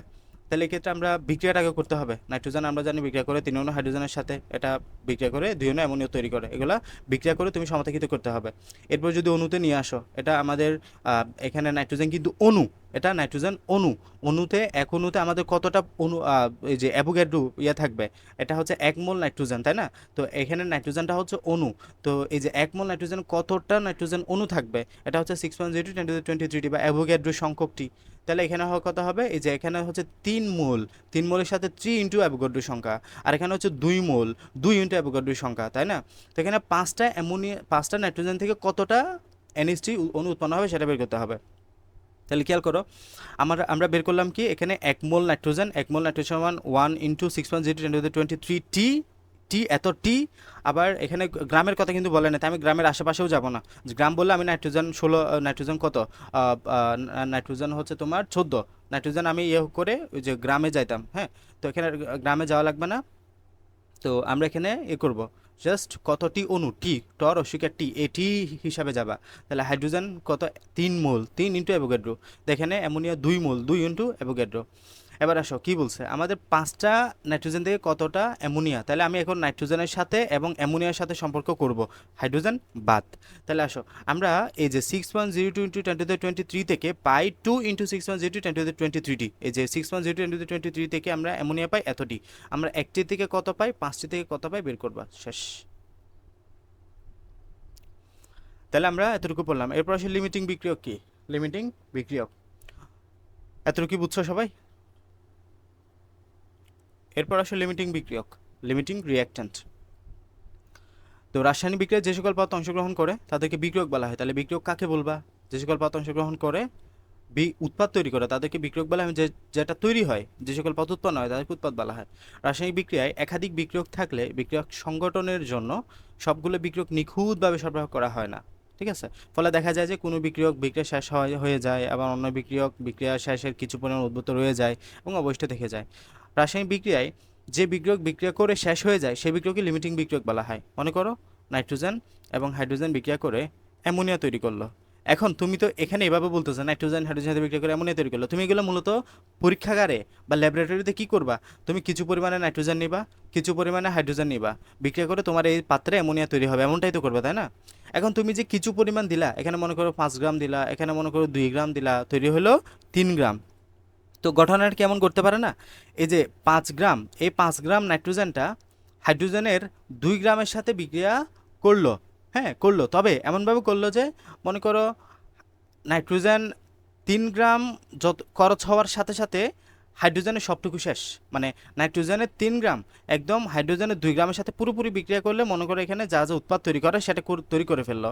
তাহলে বাকি এখানে নাইট্রোজেনের কিছু উৎপাদ উদ্বুদ্ধ রয়ে গেল না, বাকি রয়ে গেল না। তুমি নাইট্রোজেন দিয়েছো তো 5 গ্রাম, নাইট্রোজেন দিয়েছো 5 গ্রাম, বাট নাইট্রোজেন দিয়েছো 5 গ্রাম, তুমি এখানে খরচ করতে পারছো 3 গ্রাম, কারণ হাইড্রোজেন এর আগেই শেষ হয়ে গেছে, হাইড্রোজেন এর আগেই শেষ হয়ে গেছে। হাইড্রোজেন শেষ হওয়ার জন্য বিক্রিয়াটা থেমে গেছে, বিক্রিয়াটা স্টপ হয়ে গেছে। তাহলে এখানে বাকি 2 গ্রাম কিন্তু তোমার নাইট্রোজেন রয়ে গেছে। তাহলে এই যে যেটা শেষ হয়ে যাওয়ার জন্য বিক্রিয়াটা বন্ধ হয়ে যায়, যেটা শেষ হয়ে যাওয়ার জন্য বিক্রিয়া বন্ধ হয়ে যায়, ওই বিক্রিয়ককে বলা হচ্ছে লিমিটিং বিক্রিয়ক। তাহলে রাসায়নিক বিক্রিয়ায় কোনো বিক্রিয়ক লিমিটিং বিক্রিয়ক হবে তার বিক্রিয়কের পরিমাণের উপর নির্ভর করে। তাহলে রাসায়নিক বিক্রিয়ায় যে বিক্রিয়ক বিক্রিয়া করে শেষ হয়ে যায়, এখানে হাইড্রোজেনটা শেষ হয়ে গেল, নাইট্রোজেনটা উদ্ভূত রয়ে গেল, কিন্তু তাহলে যেটা শেষ হয়ে গেল সেটাই হচ্ছে আমাদের লিমিটিং বিক্রিয়ক। এবং মনে রাখবা, আমাদের একটা বিক্রিয়ায় যে পরিমাণ, একটা বিক্রিয়ায় উৎপাদের পরিমাণটা নির্ভর করে লিমিটিং বিক্রিয়কের উপরে। এই যে আমাদের এই হাইড্রোজেন শেষ হয়ে যাওয়াটাই নির্দেশ করে আমাদের এই উৎপাদ এতটুকু হবে। হাইড্রোজেন এখানে শেষ হয়ে গেল মানে এখানে উৎপাদ উৎপন্ন হওয়া বন্ধ হয়ে যাবে, মানে উৎপাদ এতটুকুই হবে। তাহলে উৎপাদ কতটুকু হবে সেটা ডিপেন্ড করবে কার উপরে? হাইড্রোজেনের উপরে নাকি নাইট্রোজেনের উপরে? অফকোর্স হাইড্রোজেনের উপরে, কারণ হাইড্রোজেন শেষ হয়ে যাওয়ার জন্যই তো আমাদের উৎপাদ বন্ধ হয়ে গেল, তাই না? তাহলে লিমিটিং বিক্রিয়কের উপরেই আমাদের এই বিক্রিয়াটা নির্ভর করবে। এই লিমিটিং বিক্রিয়ক নিয়ে আরও অনেক পড়াশোনা আছে সামনের ক্লাস, এগুলো আমাদের বডিতেও অনেকগুলা তোমার রিয়েকশন হয়, এখানে লিমিটিং এনজাইম কাজ করে, যে এনজাইমটা আলটিমেটলি নির্দেশ করে যে আমাদের কতটুকু মানে প্রোডাকশন হবে, বা রিয়াকশনের যে গতি, রিয়াকশনের যে তোমার একদম হাই থ্রেশহোল্ড, এগুলা ডিফাইন করে কিন্তু আমাদের লিমিটিং বিক্রিয়কগুলো, লিমিটিং এনজাইম। আচ্ছা, কোনো বিক্রিয়ক কতটুকু বিক্রিয়া করবে, কতটুকু অবশিষ্ট থাকবে, এবং কোন উৎপাদ কতটুকু উৎপন্ন হবে ইত্যাদি বিষয় লিমিটিং বিক্রিয়কের পরিমাণ থেকে হিসাব করে বের করা হয়। তো এই জায়গায় আমাদের একটা বিক্রিয়া দেওয়া আছে, দেখো এখানে প্রতিটা উদাহরণ খুব গুরুত্বপূর্ণ, এই জন্য আমি কিন্তু প্রত্যেকটা উদাহরণ করিয়েছি, আমার মনে আছে। 4টা ম্যাগনেসিয়াম ধাতব পরমাণুর মধ্যে 4টা অক্সিজেন পরমাণু মিশ্রিত করা হলো।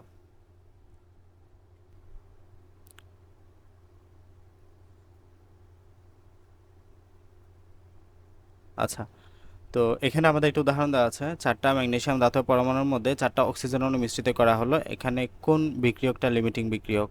তাহলে 4টা ম্যাগনেসিয়াম ধাতু পরমাণুর মধ্যে 4টা অক্সিজেন অণু, তাহলে এখানে কতটি ইউজ করছে, কতটি, তার মানে তোমাকে ওই যে অ্যাভোগাড্রোতে যাইতে হবে, অ্যাভোগাড্রো সংখ্যা কতটি। 4টা ম্যাগনেসিয়াম ধাতু পরমাণুর সাথে 4টা অক্সিজেন অণু মিশ্রিত করা হলো, তাহলে এখানে কোন বিক্রিয়কটা লিমিটিং বিক্রিয়ক? তাহলে বিক্রিয়াটাকে করতে হবে, বিক্রিয়া ছাড়া বুঝবে না। ম্যাগনেসিয়াম অক্সিজেনের সাথে বিক্রিয়া করে ম্যাগনেসিয়াম অক্সাইড তৈরি করে, এটা আমাদের একটু সমালোচিত করতে হবে। এখানে 2 অণু ম্যাগনেসিয়াম দাও, এখানে ম্যাগনেসিয়াম 2টা হয়ে যায়, অক্সিজেন 2টা হয়ে যাওয়ায় এখানে 2টা অক্সিজেন, না 2টা অক্সিজেনের জন্য 2টা দিলাম আগে, 2টা ম্যাগনেসিয়াম হয়ে যায়, এখানে 2 দিল। আচ্ছা, সমালোচিত শেষ। এখন এখানে ম্যাগনেসিয়াম কতটা মোল? 2 মোল। 2 মোলের জন্য 2 ইন্টু 6102 10^23টি। অক্সিজেন কত মোল? 1 মোল। এই যে এটা হচ্ছে 1 মোল, আগে যেটা থাকবে সেটা ডিফাইন করবে সেটা মোল, কত মোল। এখানে 2 মোল, এখানে 1 মোল, এখানে কয় মোল? 2 মোল। এখানে তোমরা এটা O2 দেখে ভাবিও না এটা 2 মোল, নো, এটা বোঝাচ্ছে অক্সিজেন গ্যাস, অক্সিজেন অণু। এখানে অক্সিজেনের 2টা পরমাণু আছে, এটার মানে হচ্ছে অক্সিজেনের 2টা পরমাণু, বুঝে গেছে?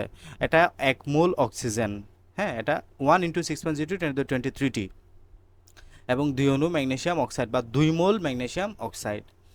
এরপরে আমরা বের করতে পারি তাহলে 4টা ম্যাগনেসিয়াম ধাতব পরমাণুর সাথে 4টা অণু মিশ্রিত করা হলে কোনটা লিমিটিং বিক্রিয়ক? তাহলে এখন কি করব, আমরা দিব যে 4টার সাথে 4টা বিক্রিয়া করলো, তাই না? এখানে খেয়াল করো, 4টার সাথে 4টা, আচ্ছা, তো 2টি ম্যাগনেসিয়াম ধাতব পরমাণুর সাথে বিক্রিয়া করার জন্য প্রয়োজন 1টি অক্সিজেন অণু। তাহলে এই ক্ষেত্রে দুইটা দুইটা যদি আমি চিন্তা করি, 2টা ধাতব পরমাণুর সাথে বিক্রিয়া করার জন্য এখানে অনুপাত কত খেয়াল করো, 2:1 না?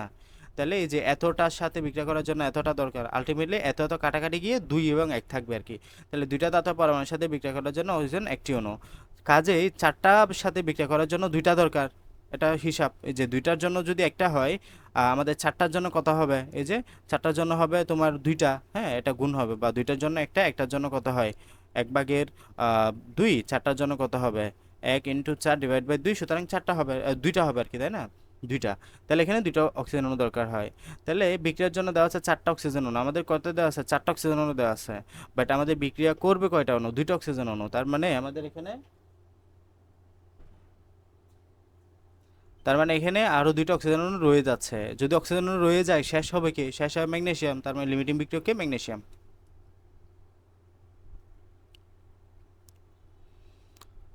এটা একটু দেখো, 5 গ্রাম, এগুলো সিকিউতে আসবে কিন্তু। 5 গ্রাম হাইড্রোজেন গ্যাসের মধ্যে 75 গ্রাম ক্লোরিন গ্যাস মিশ্রিত করা হলো। এখানে কোন বিক্রিয়কটি লিমিটিং বিক্রিয়ক? 5 গ্রাম হাইড্রোজেন গ্যাসের মধ্যে 75 গ্রাম ক্লোরিন গ্যাস মিশ্রিত করা হলো, তাহলে কোনটা লিমিটিং বিক্রিয়ক? এই বিক্রিয়া শেষে কোন বিক্রিয়ক কতটুকু উদ্বুদ্ধ থাকবে এবং বা অবশিষ্ট থাকবে, কতটুকু থাকবে সেটা বের করতে হবে। আচ্ছা, তো আমি এখানে লিখলাম হাইড্রোজেন 2 গ্রাম, ক্লোরিন 2 অণু 35.5 ইন্টু 2 71 গ্রাম, আর এসিএল বের করলাম 73 গ্রাম। তো এখান থেকে দেখতেছো কার সাথে কার, হাইড্রোজেনের সাথে কার, ক্লোরিনের। তাহলে আমি দুইটা সম্পর্ক, হাইড্রোজেনের সাথে ক্লোরিন আমি দেখতে পাচ্ছি, হাইড্রোজেনের সাথে ক্লোরিনের। তাহলে 2 গ্রাম হাইড্রোজেন বিক্রিয়া করে 71 গ্রাম ক্লোরিনের সাথে, এই যে 2 গ্রাম হাইড্রোজেন বিক্রিয়া করে 71 গ্রাম ক্লোরিনের সাথে। সুতরাং 1 গ্রাম হাইড্রোজেন বিক্রিয়া করে কত, 71 ভাগের কত 2। সুতরাং 5 গ্রাম হাইড্রোজেন বিক্রিয়া করে 71 ভাগের 2 ইন্টু 5, 177.5 গ্রাম ক্লোরিনের সাথে। বুঝে গেছে? তার মানে ক্লোরিন কতটুকু দিছো তুমি, ক্লোরিন দিছো আবার তুমি 75 গ্রাম, বাট ক্লোরিন এই যে 5 গ্রাম হাইড্রোজেনটা বিক্রিয়া করবে কত গ্রাম ক্লোরিনের সাথে, 177 গ্রাম, 177.5 গ্রাম ক্লোরিনের সাথে। বিষয়টা বুঝো, তুমি 5 গ্রাম হাইড্রোজেন দিছো 75 গ্রাম ক্লোরিনের সাথে, আবার আমরা হিসাব করছি বিক্রিয়া মতে 5 গ্রামের জন্য দরকার পড়ে 177 গ্রাম, তো 177.5 গ্রাম। তার মানে কে শেষ হয়ে যাবে এখানে, শেষ হবে আসলে আমাদের এই ক্লোরিন গ্যাসটা। ক্লোরিন গ্যাস দরকার 177.5 গ্রাম, বাট দেওয়া আছে মাত্র 75 গ্রাম। তার মানে অনেক আগেই ক্লোরিনটা শেষ হয়ে যাবে। তার মানে লিমিটিং বিক্রিয়ক হচ্ছে কে, ক্লোরিন। লিমিটিং বিক্রিয়ক কে, ক্লোরিন। কিন্তু বিক্রিয়ার জন্য 75 গ্রাম ক্লোরিন এরপর কম দেওয়া আছে, এবং এক্ষেত্রে এটা আমাদের লিমিটিং বিক্রিয়ক এটা। এবং কতটুকু অবশিষ্ট আছে এটা তোমরা চাইলে বের করতে পারবা। কিভাবে বের করবা, এই যে এটা উল্টাভাবে লিখো, 71 গ্রাম ক্লোরিনের জন্য, এই যে আমাদের এখানে দেখতে পাচ্ছি 71 গ্রাম ক্লোরিনের জন্য হাইড্রোজেন দরকার 2 গ্রাম। এটা জাস্ট ম্যাথের মারপ্যাচ, এটা ঐকিক নিয়মের মারপ্যাচ, এগুলো তোমরা ক্লাস 2-3 আশা করি বুঝে ফেলার কথা। তো যদি ঝামেলা হয় এই জায়গায় দেখো, এই যে তখন উল্টা করে লিখবা। এই জায়গায় কি লিখলা, 2 গ্রাম হাইড্রোজেনের জন্য দরকার 71 গ্রাম ক্লোরিন না, এখন একটু উল্টা করে লিখো, 71 গ্রাম ক্লোরিনের জন্য দরকার 2 গ্রাম হাইড্রোজেন। ঠিক আছে, উল্টা করে লিখো। তাহলে 71 গ্রাম ক্লোরিনের জন্য দরকার 2 গ্রাম হাইড্রোজেন। দেন তোমাকে এই যে 1 গ্রামের জন্য বের করো 2 ভাগের 71, দেন কত দেওয়া আছে, ক্লোরিন কত 75 গ্রাম, এই যে 75 গ্রামের জন্য দেওয়া আছে কত, 2 ভাগের ইন্টু 75 ডিভাইড বাই 71, পরিমাণটা পেয়ে যাবা। দেন এই যে ক্লোরিন কত দেওয়া আছে 75, এই যে এখানে 5 গ্রাম কি দেওয়া আছে, হাইড্রোজেন না, হাইড্রোজেন থেকে বিয়োগ দিলে তুমি পেয়ে যাবে কতটা গ্রাম হাইড্রোজেনটা অবশিষ্ট থাকবে, আর ক্লোরিন তো শেষ হয়ে যাবে। এটা আচ্ছা দেখো, তো এই যে শতকরা পরিমাণ আমরা যেটা বের করতেছি, এখানে আমাদের উৎপাদের শতকরা পরিমাণের হিসাব। হ্যাঁ, রাসায়নিক বিক্রিয়া আমরা কতগুলো যে বিক্রিয়ক সবসময় যে 100% বিশুদ্ধ হবে তা কিন্তু না, এবং যে বিক্রিয়ক সবচেয়ে বেশি বিশুদ্ধ তাকে অ্যানালার বা অ্যানালার গ্রেড পথে বলা হয়। যদি আমরা কখনো 99% বিশুদ্ধ করা যায় এবং এর চেয়ে যদি আর বিশুদ্ধ করা সম্ভব না হয়, তখন এই 99% বিশুদ্ধ পথকে বলা হচ্ছে অ্যানালার। তো কোনো অবিশুদ্ধ পথকে বিশুদ্ধ করার জন্য কিছু পদ্ধতি ব্যবহার করা হয়, ক্যালাসন, পাতন, আংশিক পাতন, ক্রোমাটোগ্রাফি ইত্যাদি। এই পদ্ধতিগুলো আমরা ব্যবহার করতে পারি। এই বিশুদ্ধকরণ পদ্ধতি তোমরা পরবর্তী শ্রেণীতে জানবা আর কি। তো এখানে কীভাবে আসলে বের করবে এটা দেখো, আমরা 2 গ্রাম ম্যাগনেসিয়াম ধাতু প্রয়োজনীয় পরিমাণ অক্সিজেনের সাথে বিক্রিয়া করে 3.25 গ্রাম ম্যাগনেসিয়াম অক্সাইড উৎপন্ন করে। উৎপাদের শতকরা পরিমাণ হিসাব করো। তাহলে এখানে আমাদের এই যে 2 গ্রাম ম্যাগনেসিয়াম ধাতু, আচ্ছা এই জায়গায় আমাদেরকে দেওয়া আছে এগুলা, 2 গ্রাম ম্যাগনেসিয়াম ধাতু বিক্রিয়া করে 3.25 গ্রাম ম্যাগনেসিয়াম অক্সাইডের সাথে। ঠিক আছে, তো প্রয়োজন পর অক্সিজেনের সাথে বিক্রিয়া করে 3.25 গ্রাম ম্যাগনেসিয়াম অক্সাইড তৈরি করে, উৎপন্ন করে। এখন তুমি যদি সমীকরণটা লিখো, 2 গ্রাম ম্যাগনেসিয়াম অক্সাইড অক্সিজেনের সাথে বিক্রিয়া করে এত ম্যাগনেসিয়াম অক্সাইড তৈরি করে স্বাভাবিকভাবে, এটা 48 গ্রাম, এটা 32 গ্রাম, এটা 80 গ্রাম। তাহলে এখানে ম্যাগনেসিয়াম এবং কার সাথে সম্পর্ক, ম্যাগনেসিয়াম অক্সাইড। তাহলে 48 গ্রাম ম্যাগনেসিয়াম থেকে আমরা ম্যাগনেসিয়াম অক্সাইড পাই এত গ্রাম, 2 গ্রাম থেকে পাই এত গ্রাম। তাহলে পাওয়ার কথা ছিল কত গ্রাম, 3.3 গ্রাম, বাট পাইছো কতটুকু, 3.325 গ্রাম। সমীকরণ মতে, এই যে সমীকরণ অনুযায়ী তুমি 48 গ্রাম থেকে যদি 80 গ্রাম পাও, 2 গ্রাম থেকে পাওয়ার কথা এই যে 3.3 গ্রাম, বাট তুমি ততটুকু পাও না। তোমাকে দেওয়া আছে তুমি 2 গ্রাম ম্যাগনেসিয়াম ধাতু থেকে পেয়েছো কত গ্রাম, 3.25 গ্রাম। তাহলে যতটুকু পাওয়ার কথা ছিল, যতটুকু পাওয়ার কথা ছিল সেটা তাহলে রাখবার নিচে, যতটুকু পাইলা, যতটুকু পাইলা ইন্টু 100%, এটা হচ্ছে আমাদের টোটাল উৎপাদের শতকরা পরিমাণ। অনেকটা ইফিসিয়েন্সি বের করার মতো, আমরা ইঞ্জিনে কতটুকু শক্তি দিলাম, কতটুকু শক্তি পাওয়ার কথা ছিল, এবং উপরে থাকবে কতটুকু শক্তি পেলাম ইন্টু 100%, তাহলে এটা হচ্ছে 97.6% আসছে। তাহলে নিচে হচ্ছে আমাদের স্বাভাবিক সূত্র মতে যেটা পাওয়ার কথা ছিল, আর আমরা ততটুকু স্বাভাবিকভাবে পাই না, হ্যাঁ, স্বাভাবিকভাবে কেন পাই না, এটা ভেজাল থাকে, আমরা প্রত্যেক বিক্রিয়কে কিছু না কিছু ভেজাল থাকে, ওই ভেজালের জন্য আমরা একদম অ্যাকুরেটলি, এখানে ম্যাগনেসিয়াম তুমি দিলা, অক্সিজেন তুমি দিলা, এই ম্যাগনেসিয়াম অক্সিজেন কিন্তু অ্যাকুরেট তুমি কখনো দিতে পারবে না, এখানে ম্যাগনেসিয়ামের সাথে কিছু ভেজাল থাকবে, অক্সিজেনের সাথে কিছু ভেজাল থাকবে, যার কারণে এখানে কিছু পরিমাণে হিসাব নিকাশ উল্টাপাল্টা হয়। এখন এই যে কতটুকু আমরা 100% পাচ্ছি শতকরা পরিমাণ যদি আমরা হিসাব করি, এই হিসাবে বের করব সিস্টেমে কতটুকু পাওয়ার কথা ছিল, কতটুকু পাইলাম, ইন্টু 97.6%, এটাই। তো এখানে এভাবে দেওয়া আছে, এগুলো সিকিউতে যদিও অনেক আছে, তোমরা এগুলো প্র্যাকটিস করবা ভালো মতো। আর মোটামুটি আমাদের অধ্যায়টা শেষ, এখানেই শেষ। তো ভালো মতো অধ্যায়টা পড়বা, এটা অনেক বেশি প্র্যাকটিসের মতো একটা অধ্যায়, এখানে তোমার মুখস্থ ভিত্তিক পড়া খুবই কম, মুখস্থ ভিত্তিক পড়া নাই বললেই চলে, সবগুলাই মূলত প্র্যাকটিস, তোমাকে ম্যাথমেটিক্সের মতো সলভ করতে হবে, অনেক বেশি করতে হবে, বিশেষ করে এমসিকিউ, এমসিকিউ সলভ করতে হবে, সিকিউ সলভ করতে হবে। তো ক্লাসগুলো আবার করবে, ক্লাস করে এই যে এমসিকিউ সিকিউ সলভ করা শুরু করবে, বইটা আবার পড়তে পারো, বইটা যদি অতগুলো ইয়া না, তারপরে সংজ্ঞাভিত্তিক বা কত আসে এমন অনুধাবনমূলক কোয়েশ্চেনগুলো সলভ করলে ক্লিয়ার হয়ে যাবে একদম, বুঝে গেছে? পড়বা, আমি ক্লাসটা দিয়ে দিব।